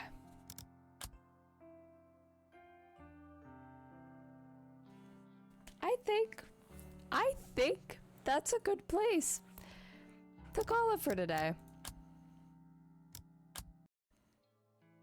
Holy shit, she's on the thing now. Oh, that's cool. I like that. Holy crap, okay. I knew this game was going to be interesting. I knew that it was going to be fucky because I saw the tags and it seemed like a really interesting concept. This is insane, but in a good way. As I said at the beginning of the stream, psychological thriller / horror is my favorite genre of just about anything, and this absolutely is ticking all the boxes. And I like the characters, I like the story so far, I really like the concept, and I think Noriko has a lot of fucking shit wrong with her that we are going to uncover and find. Well, obviously she has a lot of shit wrong with her. I mean, did we all see that? We all saw what just happened. But she is what I think it was briefly touched upon, there was this event that she can't quite remember, when things started to go downhill and when she started doing this and blah blah blah. So I'm really looking forward to finding out her story and the rest of the story in general, because I am deeply intrigued. Holy fucking shit. Goddamn. That being said, it is rather late and I'm rather sleepy, and I do think that is a good place to end it. And I'm looking forward to playing more of this, and I'm so glad that I stumbled across this on Steam, because boy oh boy do I love me a visual novel, and god, it's really fun. Alright, I'll be heading off now. I think I'm gonna get all ready, and then I'm gonna try to get some rest, some sleep.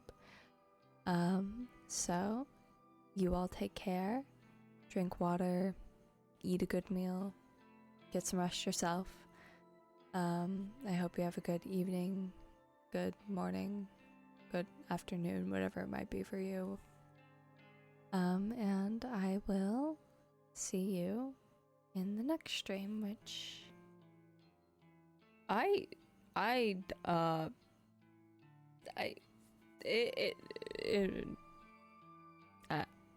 was gonna say which will be tomorrow, today, whatever we want to call it. I don't know. I'll see you again soon, because I want to play more of this. I want to really dive in deep. So yes, I'll be heading off now. Thank you so much for watching. Thank you for coming by. I hope you're enjoying the story as well, and I hope we can continue to enjoy the story together next time. Mwah, mwah, mwah. Nighty night. Bye bye. Bye bye.